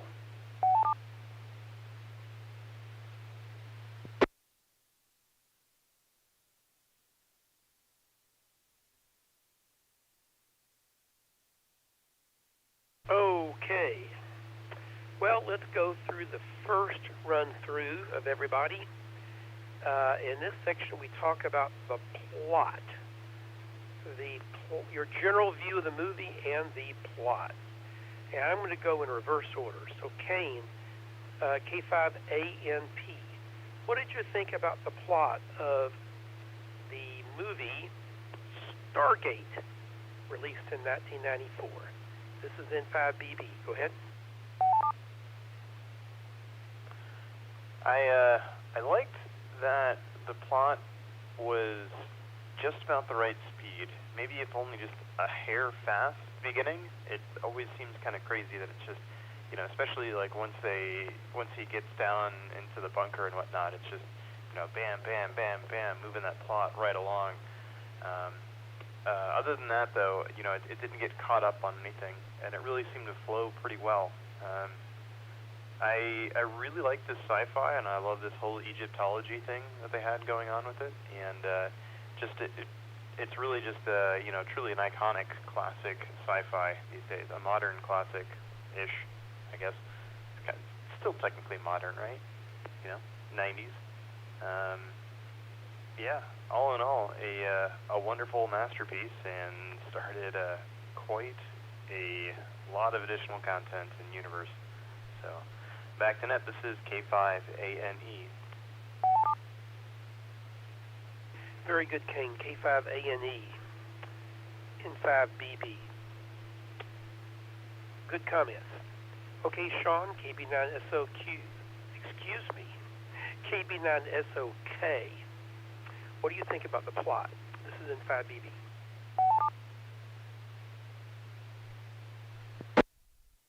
Yeah, this is KB9SOK. Yes, I enjoyed this movie very much. Since I have been joining the group and these things, this is probably the first movie that I actually own and actually seen at the theaters that we've discussed. I do remember when the movie came out, there was a lot of hype. I remember seeing it for the first time. I enjoyed it, but I actually enjoyed it more when I saw it again later, and could get into it even more. So yeah, it's kind of in that time area. It was kind of an original, really. Like the previous person says, with the Egyptology of it, and then, of course, just with the whole idea of that gate allowing you to travel through the wormhole. It was kind of unique for its time, and enjoyed that new storyline very much. I was also a fan of the series when it came out on TV, and actually probably enjoyed that more than I did even the movie. Yeah, just a really good, solid story. The only probably, I would say, the weakest part of it, if there is just the, you know, the classic, we're going to defeat them with a nuke. That seems to be, that we use in so many movies. Of course, that plot line's used a lot. But other than that, I thought it was very original, very much enjoyed it. And, of course, there was more to come to characterizations because there was some actual development in this movie. So, yeah, just a really solid storyline. Like the previous person has said, it's definitely a classic. Enjoyed it very much. Back to Net Control. This is KB9SOK. Very good, Sean. Good comments. Next is Tony, NT5TM. What to say about the plot? This is N5BB, Afterglow.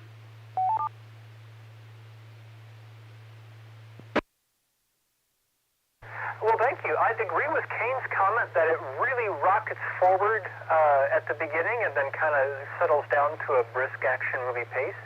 I remember when this movie first came out that I did see it, and I thought, whoa, you know, this is really kind of dim, but it was fun. And Aaron and I are about halfway through our rewatch tonight. We started late, and we're kind of holding to that, or at least I am. This is not a sophisticated intellectual film, but yet it is amusing, or at least tries to be. The plot is sort of, or at least the world building is sort of odd and full of holes. They're in a desert, but it's full of trees. I don't know what they eat or where they get their clothes from or how anything here really works, but there sure are a lot of humans. You know, it's an action movie. We're not supposed to think too much. We're supposed to just think it's just a show. But I never did see the series. I knew some very smart people who really liked it, and I never tried it. And now here I am hearing from even more people who really like the series. So in the very, very unlikely event I ever have time to watch some more television, or any television, maybe I'll give a few episodes a try. NP5TM.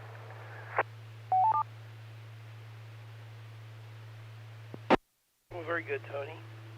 Let's now move to Brenda, WB5OZL. What about the plot, Brenda? This is N5BB, AfterglowNet. Thanks, Bill. This is WB5OZL. Well, I liked it, and I agree. It was kind of full of holes. but that's okay. Science fiction often is. I enjoyed this a lot when I first saw it. I think we probably bought a copy, and I enjoyed it even more last night. It was very successful. They made it with $55 million and then grossed $196 million. So by all accounts, it's very successful.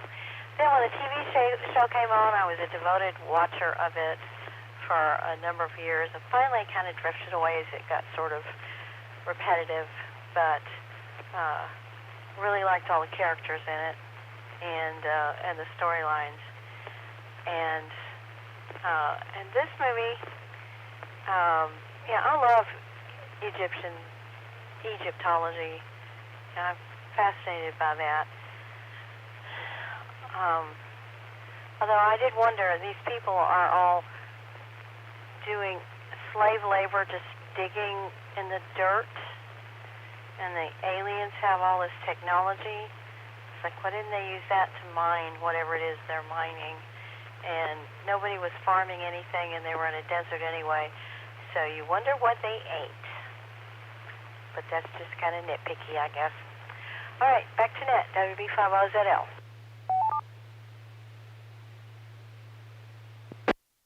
Very good, Brenda. Good comments.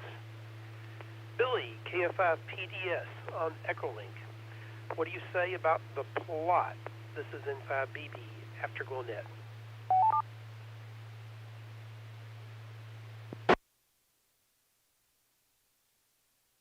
Good evening, Bill. Yeah, this is a very entertaining film. I've often found the whole, kind of ancient alien kind of concept, back up the Egyptian, premise that the pyramids were created by an alien technology. I thought this was a really entertaining way to explore that. And I, too, liked the pace of the plot. I thought, it's an action film. It's got action interwoven with the thoughtful, more intellectual aspects of the film. So I liked the way it moves, and I too agree. I like the way it accelerates as soon as Jackson gets involved, and then they find that they've making their way through the Stargate. So I like the plot. I think it's very interesting and entertaining, and I really enjoyed it. I've watched the movie several times. When it first came out, I went to the theater, I think, five days in a row and went and watched it because I was just fascinated by the story because it's just really interesting. So I enjoy the plot. I think it moves along well. I agree that there was no lag time. There are parts where it slows down a little bit, but then that's when it delves more into the thought-provoking concepts. So I think it's a good balance of action and dialogue, and I, too, like the characters, so it's very character-driven. So on the whole, I really liked the film, and I thought the plot was good. I thought it moved along well and had a good length. So with that, I'll return it to you. This is KF5PDS, back to net.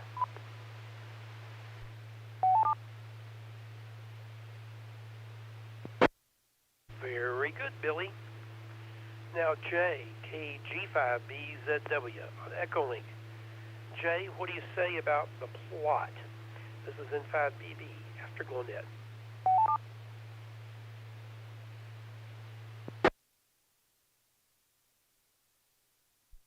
Bill and everybody else in the net. I'm hearing my voice for the radio, man. It's distracting to me.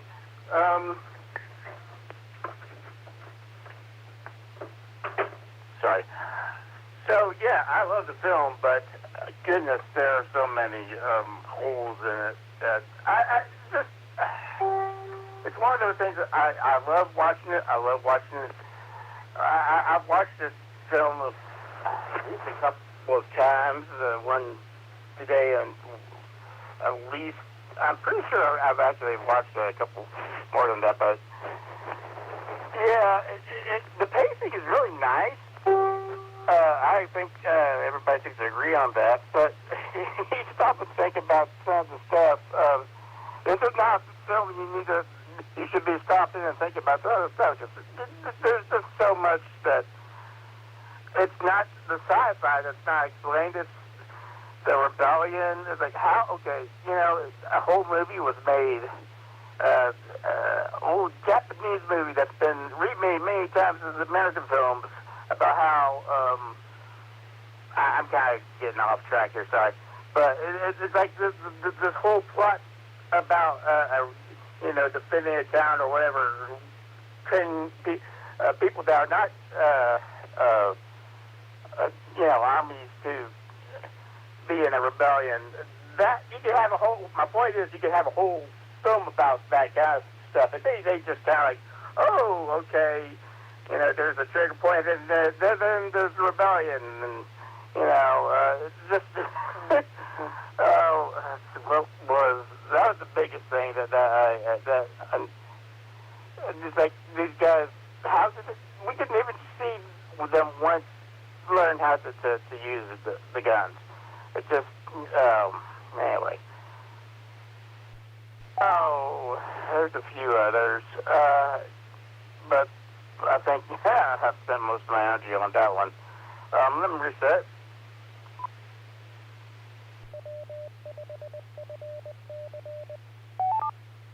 Oh, let's see. Damn, I should have written some notes. I thought there was something else I wanted to say, but I can't think about it. I don't know it. There's, whether it's, you know, certainly, I'm a little bit annoyed that the linguist certainly becomes so fluent so quickly. But, again, that could be, you could say that's not really something that's relevant to the plot, so they just kind of, you know, went around that and then just showed you the important bits. So that maybe not a valid criticism.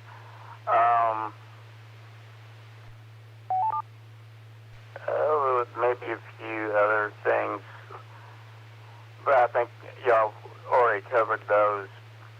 I'll probably, well, slap myself for forgetting something I wanted to say in this round, but I guess that's all I have to say. I'm going to reiterate the fact I love this film. Plot-wise, let's just not think about it and just enjoy the show, I guess. KG5 BGW.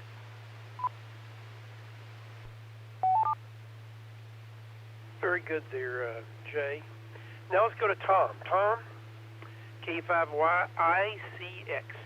What do you say about the plot of Stargate, our 1994 film? This is Afterglow.net in 5BB. Over.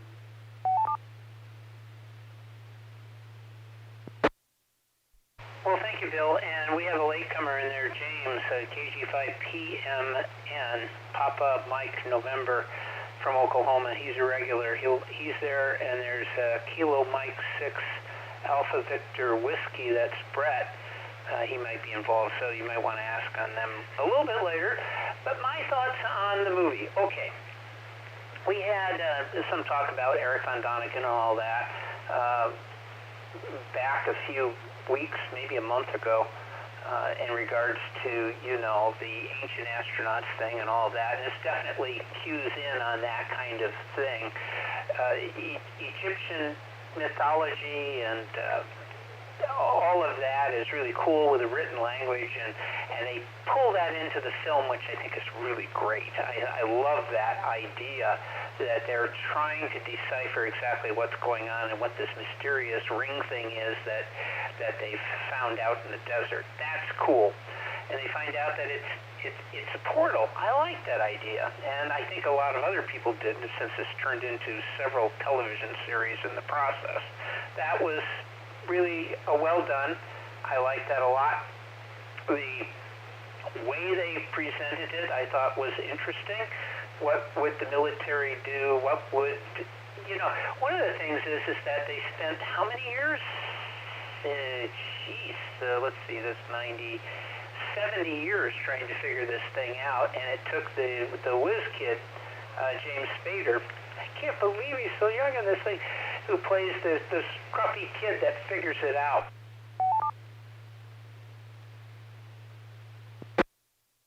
that is cool. Of course, war games and all that kind of also played into that sort of thing a few years earlier.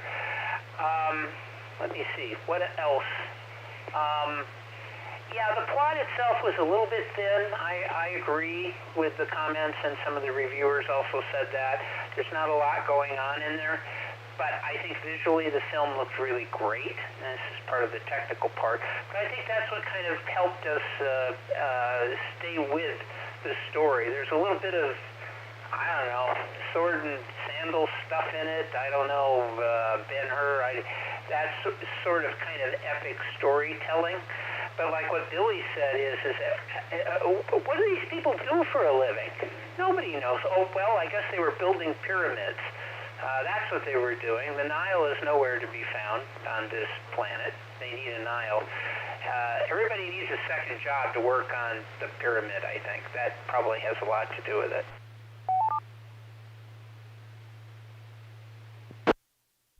It's the first contact story, and how do they handle it? As usual, somewhat ineptly. Nobody actually kind of planned for this. That's one of the things that's kind of weird about something like this is that if this information is available, who gets on the hotline and talks to the Prez and tells him this thing is out there? I didn't see anybody tell the Prez that the Stargate was operational. Does he know about it? Well, he knows about Area 51, we know that, and probably Studio 54, both, but they don't know about Stargate. SG-1? Well, that's the series, I guess. So nobody got on the red phone and said, we've found things. It doesn't appear anybody talked to NASA and said, would you like to send your space probe in? There's nothing that says NASA on it. They sent in one of their remote probes that disarms bombs, I think, is what they had. So it was kind of like, just have stuff in the garage that you used to do this? I don't know.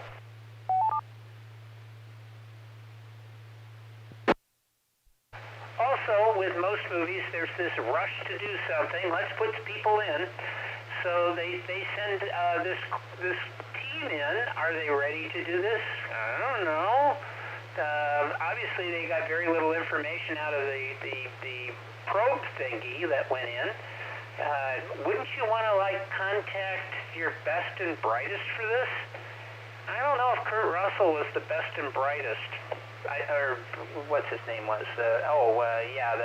What was his name? I have to look him up. But in any case, yeah, Jack O'Neill. Is he their best and brightest? I don't know.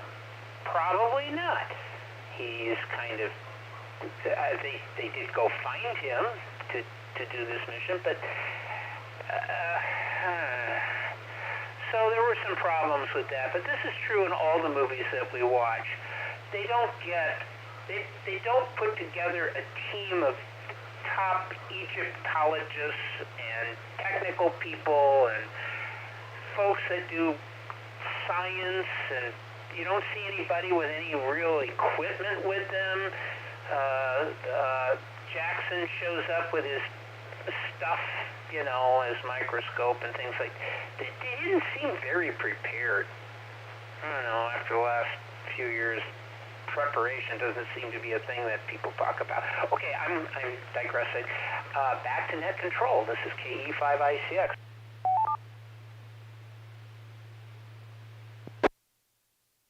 Okay, thank you, Tom. Thank you, Tom. I'm going to go on and give my comments, and I'll see if anybody else wants to check in, like James. Brett has disappeared. So, this is in 5BB at the Afterglow Net. Plot. So I agree with the earlier comments. The nuclear weapon thing was... The part about it that bothered me the most was the standard corny countdown timer where you've got 7 minutes and it's going to blow up. And of course, the aliens had jammed it so that he couldn't disarm it. Yeah. pretty thin plot device. I don't know, that's a little silly.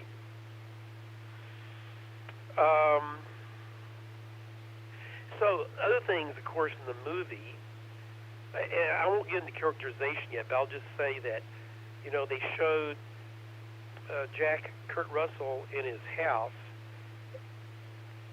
thinking about suicide, I guess.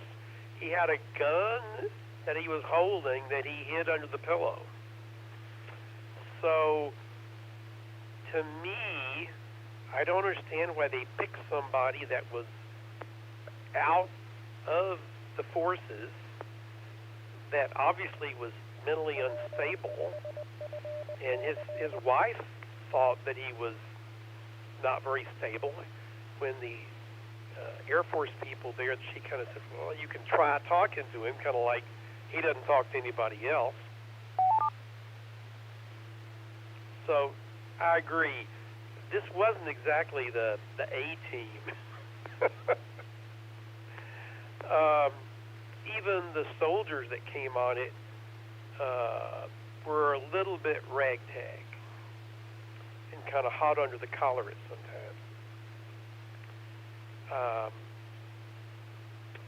And they didn't seem to take a lot of equipment with you that I would think you would want.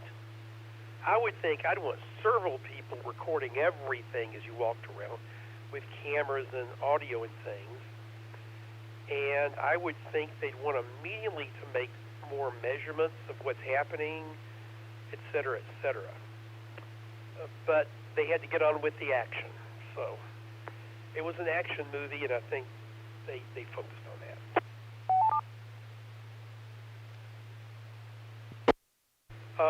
Something else about the plot, they were able to slip in a love situation with James Spader and the alien woman. It's hard for me to say alien because she was human. So the interesting thing about this, which I really think is a neat plot twist, is the problem I have with a lot of these movies is it got these aliens coming from across the universe, and they come to Earth, and they've got 2 arms and 2 feet and 2 legs, and they are roughly the height of humans. They have a head with a mouth and 2 eyes and 2 ears. Why? There's no reason to suspect that they would look like that. And in this case, we know exactly why everybody looks like that. It's because the alien guy, the guy that he found Earth, he was having trouble with his alien body, and he was able to put himself into a human form, into a human's body, and then he transported all these humans to this other planet. So that part of the plot is all worked out perfectly, which I think was very ingenious. I don't remember this being done on any other story I've seen, but I think it's a really good way that you can explain why you have all these actors and actresses that are completely human and have human-like language.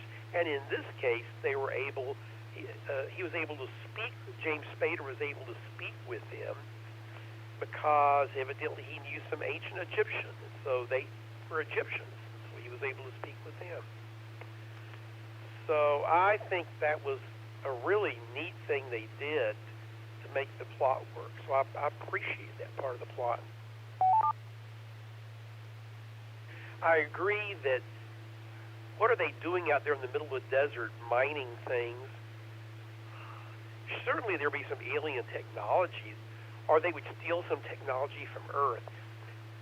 I don't understand also why the bad alien, why he didn't just come over and if he was worried about this portal, he could have sent some bomb to Earth and blown up the portal himself or something. They didn't really hide it very well. That wasn't explained very well at all. I think maybe they didn't mean to explain it because it's quite possible they meant to have a follow-on film. Instead, they moved to television. Okay.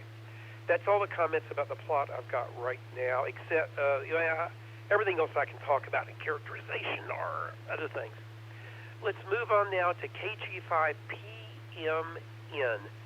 James in Oklahoma. James, would you like to check in on Echolink? If so, did you see the movie? And if you did, tell us about the plot. N5BB, AfterglowNet.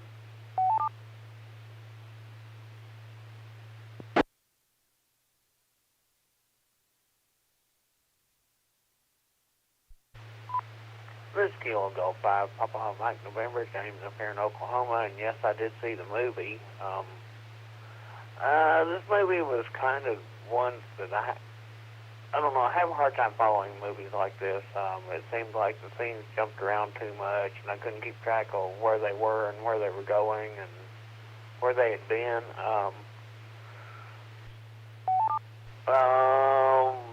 Part of it kind of reminded me of Dancing with Wolves, where the American soldier falls in love with the Indian girl, and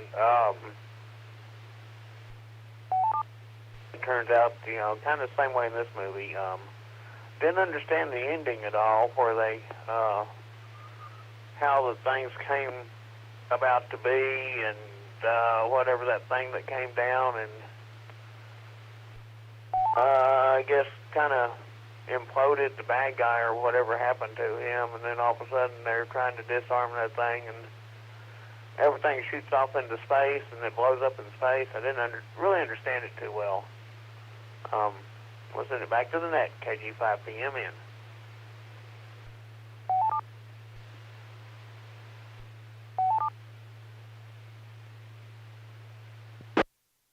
Okay, thank you, James. I can explain, Hank, a little bit of that. The spacecraft had a transporter in it, kind of like you had on Star Trek, and evidently it was another version of the Stargate, and it could move things back and forth between the spacecraft and that inside the temple there where they were, and inside the building where the Stargate was.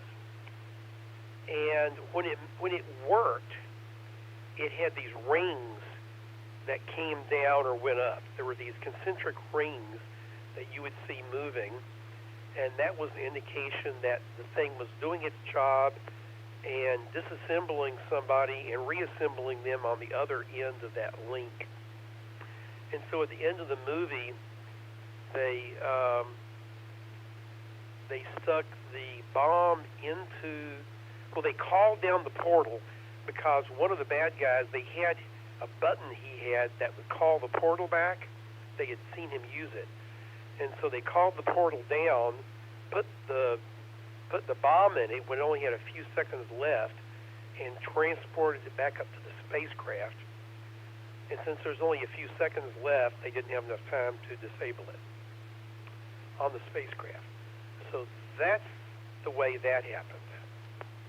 Okay, does anybody else want to check in to the AfterglowNet? We're talking about the 1994 movie Stargate. This is N5BB, net control, listening.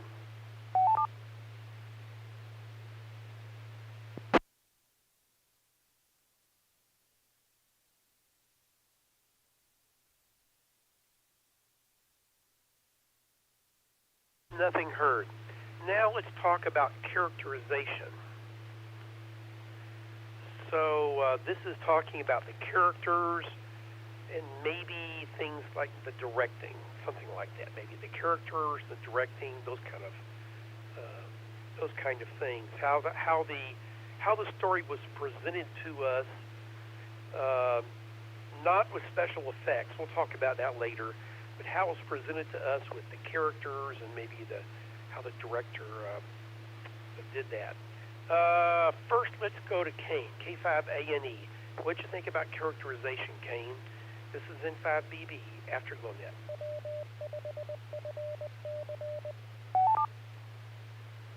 while this show definitely, well, this movie wasn't, a thinker and wasn't, trying to be incredibly deep on a lot of topics, I feel like they did a decent job on giving some of the characters a little bit of backstory, even some of the characters that you never really, understand what it is they're saying. Some of the, the natives on this planet, or I guess, the humans, they're not really native to that planet, but anyways, the humans that were left behind on the planet a long time ago, even some of them, they were able to kind of build up a little bit of a, understanding of these characters, and, which is challenging when you never really understand anything that they're saying. I appreciate that, but there really wasn't a ton of character development for a lot of the characters that are there, which there's, tons of, minor roles in this. So I don't know, not a whole bunch in there. That's about all I got to say.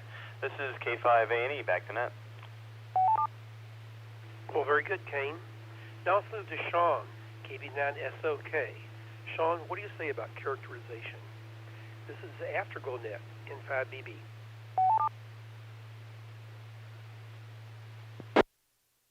Yeah, this is KB9SOK. This obviously wasn't a drama. There's not going to be any deep characters. But for a movie that moved very quickly and being just a reasonably length action movie, unlike some of these 2.5, 3-hour movies we have today, I thought they did a pretty decent job of at least doing some basic backstory without really spending a lot of time. Like Daniel Jackson, it was pretty easy to quickly figure out he was obviously just kind of a lonely single guy that people, even though he was a very smart guy, wasn't getting a lot of credibility. So it was pretty easy, pretty quickly to figure out kind of where he was. And then obviously Jack O'Neill, the whole story of his son, and which is partly, I think the reason they presented that was because they wanted to make it clear that he was basically expendable. Because if they found that the gate was dangerous on the other side, their intentions was for him to stay behind. So since he was essentially, as they kind of showed at the beginning, was considering suicide, he was essentially the perfect probably person to leave over there to detonate the bomb in case that became the instance of what they needed to do. So I can see why they did that. So there was a little bit of development with him. And then, you got to know the humans that occupied that other planet a little bit, the backstory, living pretty basic, and obviously were kept uneducated and what have you. So even in a short period of time, you kind of had an idea of what was going on with them. Once again, not super deep, but I think it was sufficient for this kind of a movie and to keep it moving. And I do agree with the one comment that it was they did leave it kind of open-ended, like there would maybe be a sequel, and with the amount of money the movie made, I'm a little surprised they didn't. But because there was a pretty good, I believe, a period of time before the TV series started. But overall, I thought they did okay with the characterizations. Once again, wasn't deep, but I think it was sufficient. Back to net control. This is KB9SOK. Very good, Sean. Some good comments. Tony, it's your turn. NT510. What about characterization? This is N5BB AftergloNet.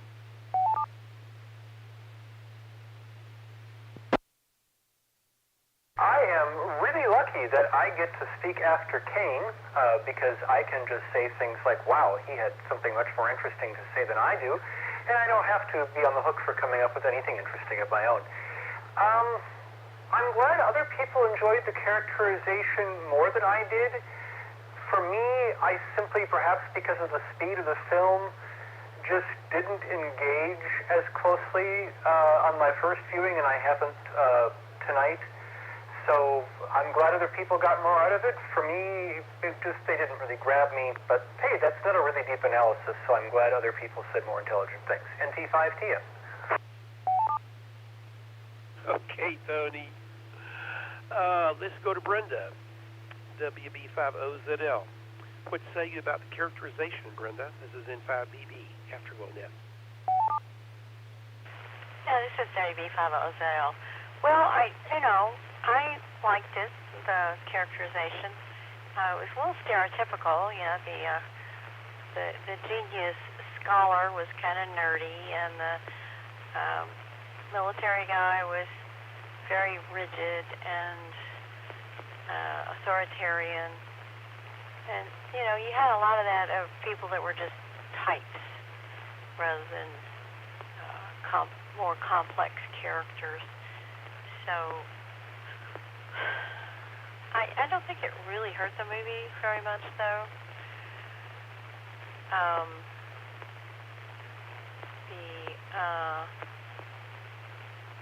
I didn't really get the alien.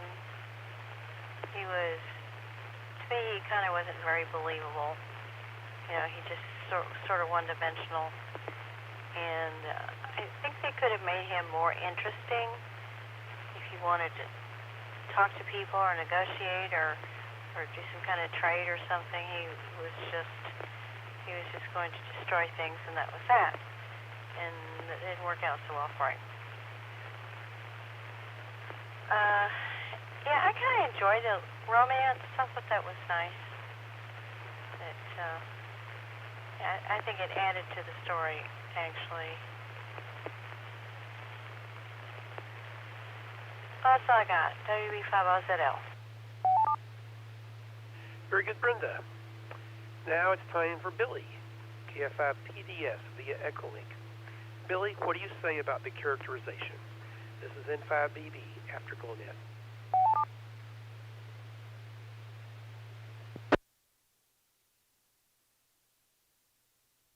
Yeah, I liked the characterization. It wasn't complex or very deep, but we did learn, some things about the characters. It was enough to help us invest in them and to care for them and to root for them, so without getting overly complicated. So we learned, enough of their backstory to realize that where they were on Earth, they were not in a very good place of purpose or fulfillment.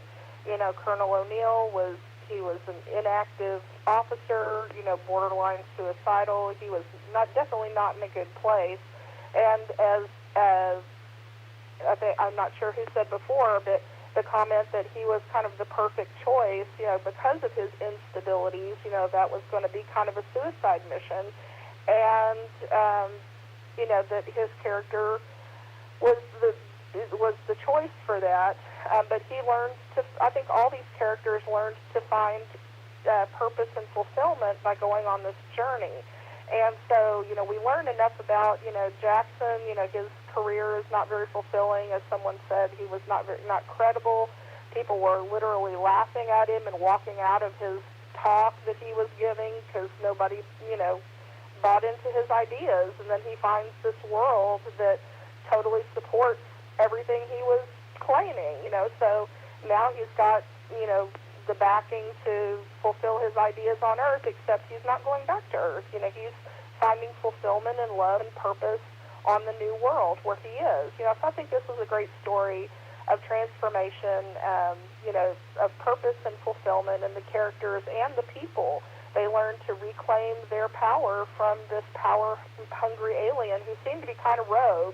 I agree with Brenda. There was no development there, which was unfortunate, aside from the backstory we got about him coming to Earth and kidnapping people and then taking them to this world to do his bidding. It's like maybe he was just some rogue element of his race. He may not have been a typical representative.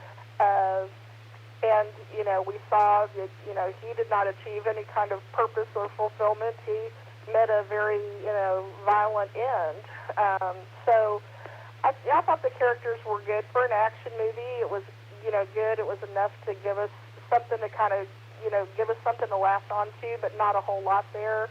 And I agree, at the end of the movie, I thought it was going to be a sequel, but then it spawned the whole TV franchise. So maybe that was the better choice, because then they could go into the characters and more backstory and more worlds and things, and it really opened up a lot of possibilities. I, for one, was very happy to see James Spader cast as a good guy. After all of his long string of being the quintessential 80s bad boy in all the John Hughes films, seeing him as an antagonist, it was really nice to see him cast in a more positive role and to, see that he had range to go that that direction rather than just always being the bad guy. So I really enjoyed that, seeing him cast as the protagonist for the film. So with that, I'll return it to you. This is KF5 PDF. Back to Nick.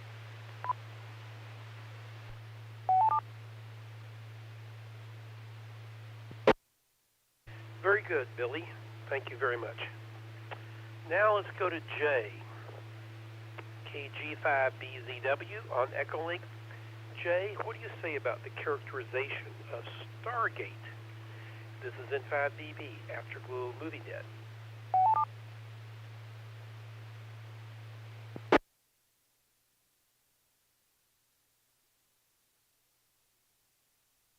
Yeah, characterization. I will agree with Kane. I like the characterization of the alien or human, whatever, the guys that we come in contact with. They're going through the Stargate. I like what they did with those characters, and I agree. You kind of see a little bit of backstory or something. You know, the sad death scene of one of the characters. He just like, it was done pretty well. I have to admit, I was very, you know, I wasn't teary-eyed, but, you know, I was like, oh, whoa, no, not that character.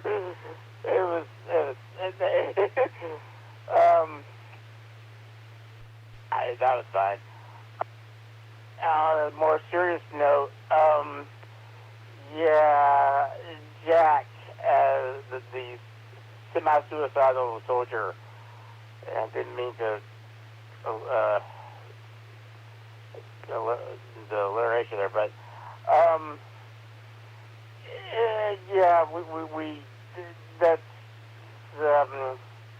well, maybe not American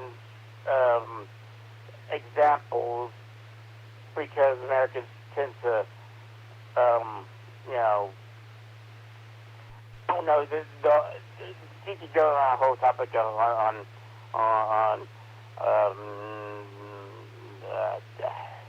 well, you know, kamikaze pilots of Japan, the terrorists of 9/11. And a lot of these guys are not suicidal folk, and I kind of doubt any suicidal missions were, you know, with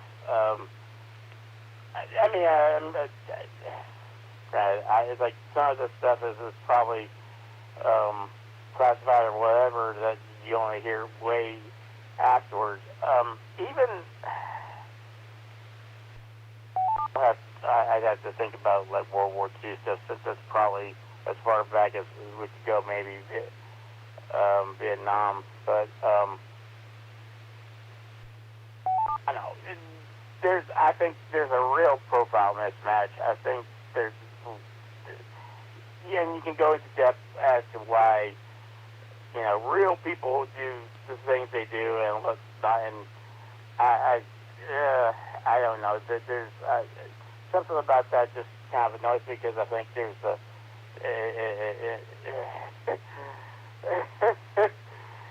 I don't know.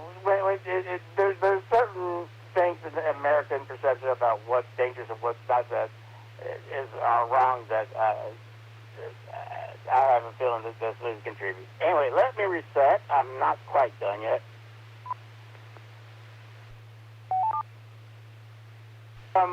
Okay, so I don't know. Anything else I think I'm going to say would be kind of repeating what others have said.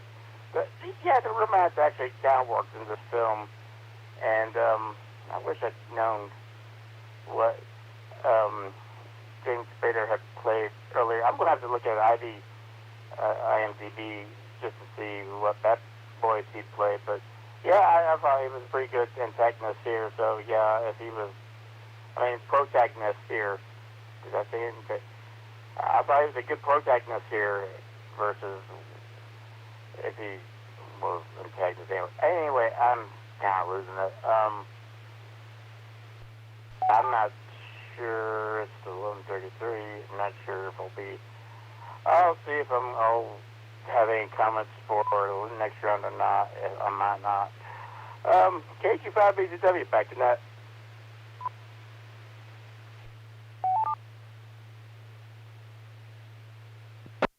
Okay, thank you, Jay. Now let's move to Tom, KE5ICX. Tom, what do you say about the characterization?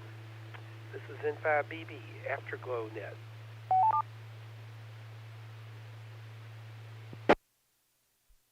Thank you, Bill. This is KE5ICX. Well, let's see. Our main character is Kirk Russell, played by Colonel Jack O'Neill. Oh, wait, it's the other way around. Colonel Jack O'Neill, played by Kirk Russell, better known as Snake. Pretty much the same character kind of thing without the really heavy attitude, teach. But it was pretty much the same character that he played in that, and somewhat remote, aloof, and all of that. Spader's character, believe it or not, I just find it amazing because Spader today and Spader back in 1994 look completely different. I didn't even realize it was him. I hadn't paid attention the first time I'd seen this film, and he's since been in a bunch of stuff playing bad guys, which is what Billy mentioned earlier, and I thought he was an interesting character in this, in that he was playing something a little more affable and likable. The character that just totally, I had no idea what was going on was Ra, played by Jay Davidson, who was in, what was it, the movie, oh jeez, I can't think of it right now, where he played a female in it. And this one is sort of an androgynous character of sorts, which was okay. I thought the idea was interesting, but I couldn't quite figure out the motivation overall and what was going on. He's rather two-dimensional, I thought, which for the kind of character and visually trying to express something probably could have been really good, but he's the one that really didn't come out as very interesting at all, neither threatening nor interesting. If you're going to play an antagonist in the thing, be frightening. Be someone that you really are scared of, and it just didn't quite come off that way. It might have been better cast by somebody else. I don't know. Find an A-list actor somewhere, and you could probably get away with it. A maniacal laugh always works, too.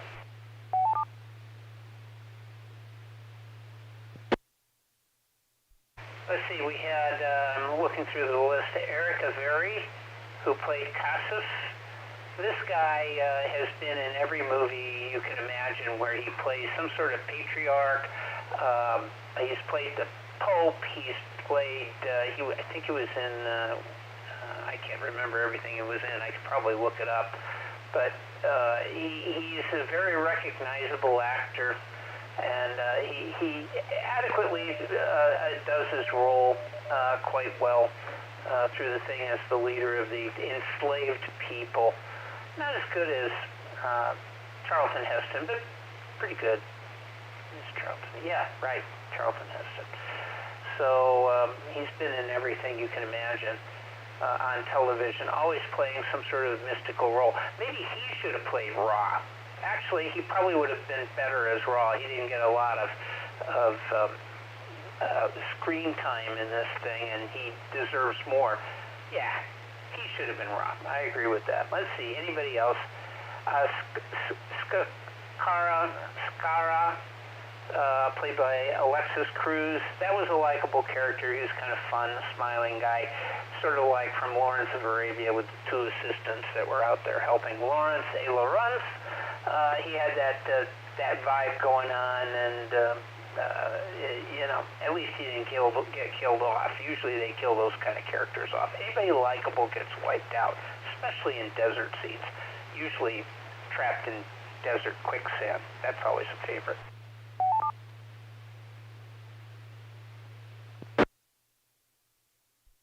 I'm looking through the cast of characters to see if there's anybody else that I really like. Not so much. There wasn't. Everybody else. And this goes back to the plot, the thin plot. Thin plots always lead to thin characterizations, too. So your actors have to fill that out. This was, with the exception of maybe Kurt Russell, at this time in 1994, Spader hadn't come into his own yet. I think that everyone else was pretty much stuck with a thin plot. So their characterizations and character motivations and everything were kind of superficial. So I guess I don't have a lot to say above and beyond that. There was nothing really to uncover inside of these characters. Kurt Russell's character, as Billy mentioned, had some underpinning problems with depression and all of that. But that kind of just went away after a while. I don't know. I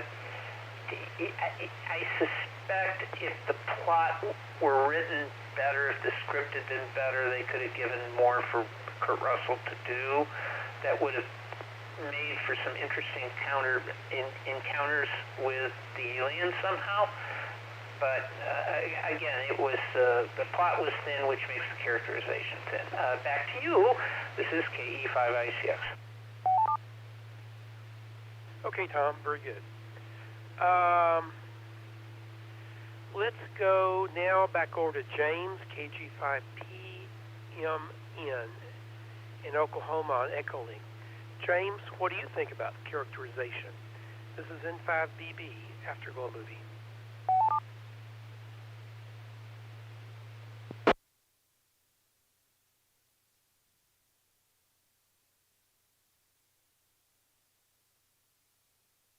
KG5PMN, James up here in Oklahoma. With characterization, didn't really get much into him. I don't know if it was the professor type guy. I don't know if he was actually a soldier or if he was just in uniform as a academic type person. Him and the girl seemed to be pretty good together. Didn't really, there's a whole lot of characters that made it hard for me to follow, so I really didn't get too much into the characterization. Back to the net, KG5PMN.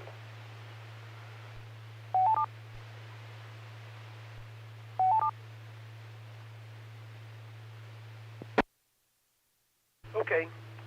Thank you, James. Now it's my turn to talk about characterization. This is N5BB.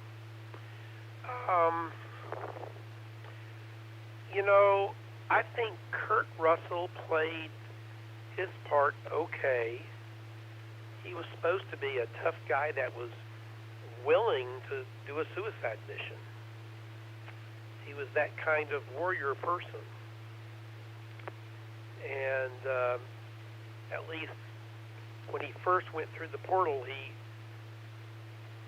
he thought his life was going to be thrown away. And I think that's why he's so emotionless there during that part of the movie, because he was throwing his life away on purpose.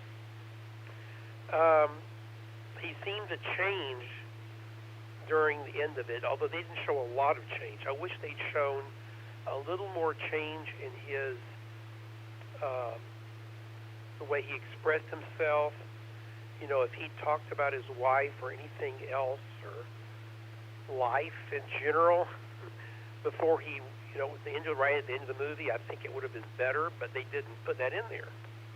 So some of this was the writing. I think Spader did a good job at what he did. And I guess I disagree with saying he was a new actor. He had been acting since the age of 18.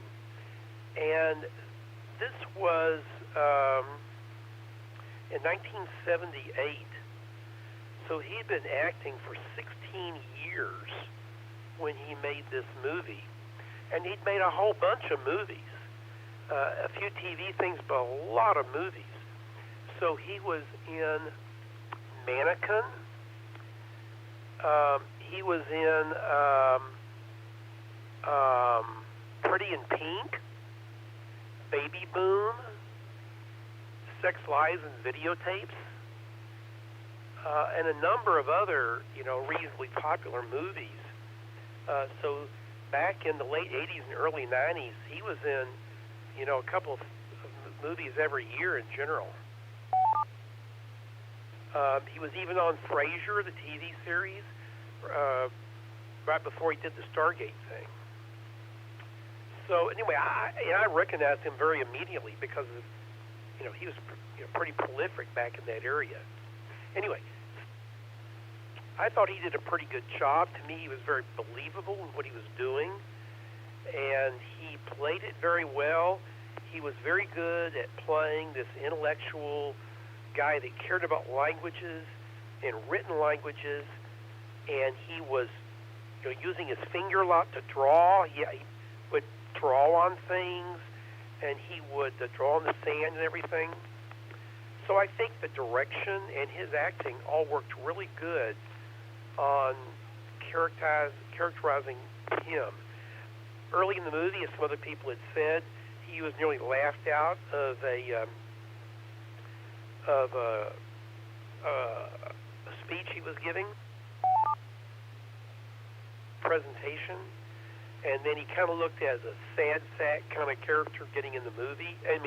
Into the cab, where the woman whose name I forget, that was the young girl in the 1920s,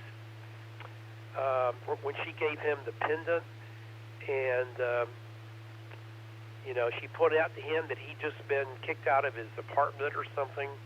So I don't know. I thought they did a number of things there to do that. They didn't have a lot of time to do other characterization because there weren't that many other leads in the movie, and it was largely an action movie, so I understood that.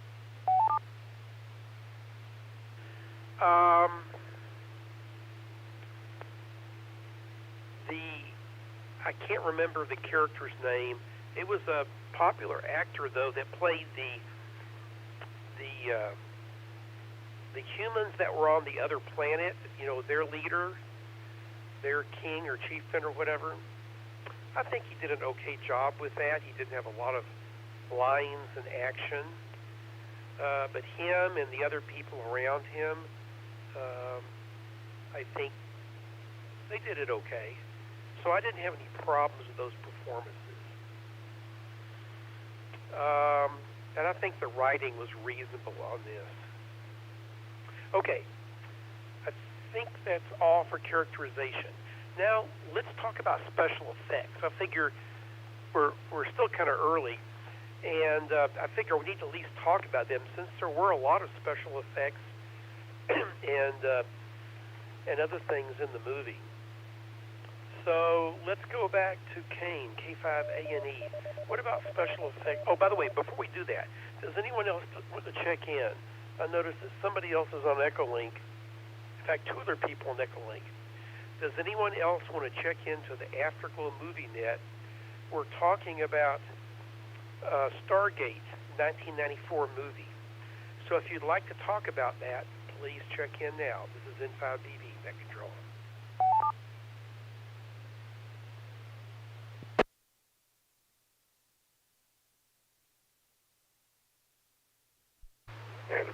N5JJC. It's N5JJC. Go ahead, Mark. Where are you located? And did you see the movie?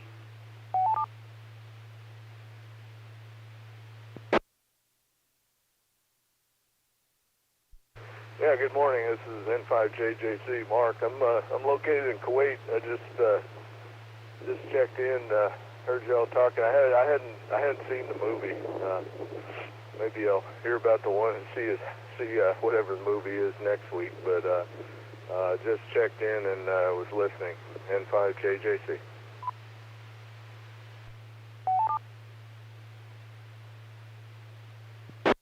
Okay, Mark. Well, You're the furthest check-in to this net, I'm absolutely sure. Echolink is working really good. As you may realize, we're here in Dallas area, Dallas, Texas. And it is 11:40 in the evening here. Okay, so let's go over to special effects. K5A&E, Kane, what do you say about special effects? This is N5BB, Afterglow Net. You know, this is a really good movie for this kind of sci-fi, and this kind of sci-fi lends itself to not have to rely on special effects for everything. You know, a good chunk of this movie is, you know, just some some sets that they built and whatnot, and just really regular, you know, kind of effects for the most part. You know, but then we do get these scenes like those rings, you know, coming down, and the big giant spaceship thing dropping down, and you know, landing on the smaller pyramid structure, and you know, the whole Stargate portal. In the end, I think they did a really good job for the time. And now that we're, you know, a few decades from then, we can look back at it and be like, ooh, you know, some of these computer graphics look a little bit dated. You know, the little mini spaceships that they had flying around, you know, look obviously CGI, and you know, the helmets and the way that the helmets collapse down, you know, you could definitely tell that it's, you know, being superimposed on the characters. But in the end, I think they did a really good job with it, and you know, the Stargate itself, as far as the whole thing spinning and moving, you know, looks really cool, and you know, and especially at the time, they were, you know, pretty top notch. So yeah, this is K5A&E, back to net.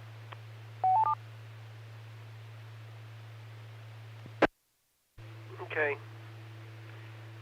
Very good there, Kane. This is N5BB. Sean, KB9SOK. What do you say about special effects? This is N5BB, Afterglow Net.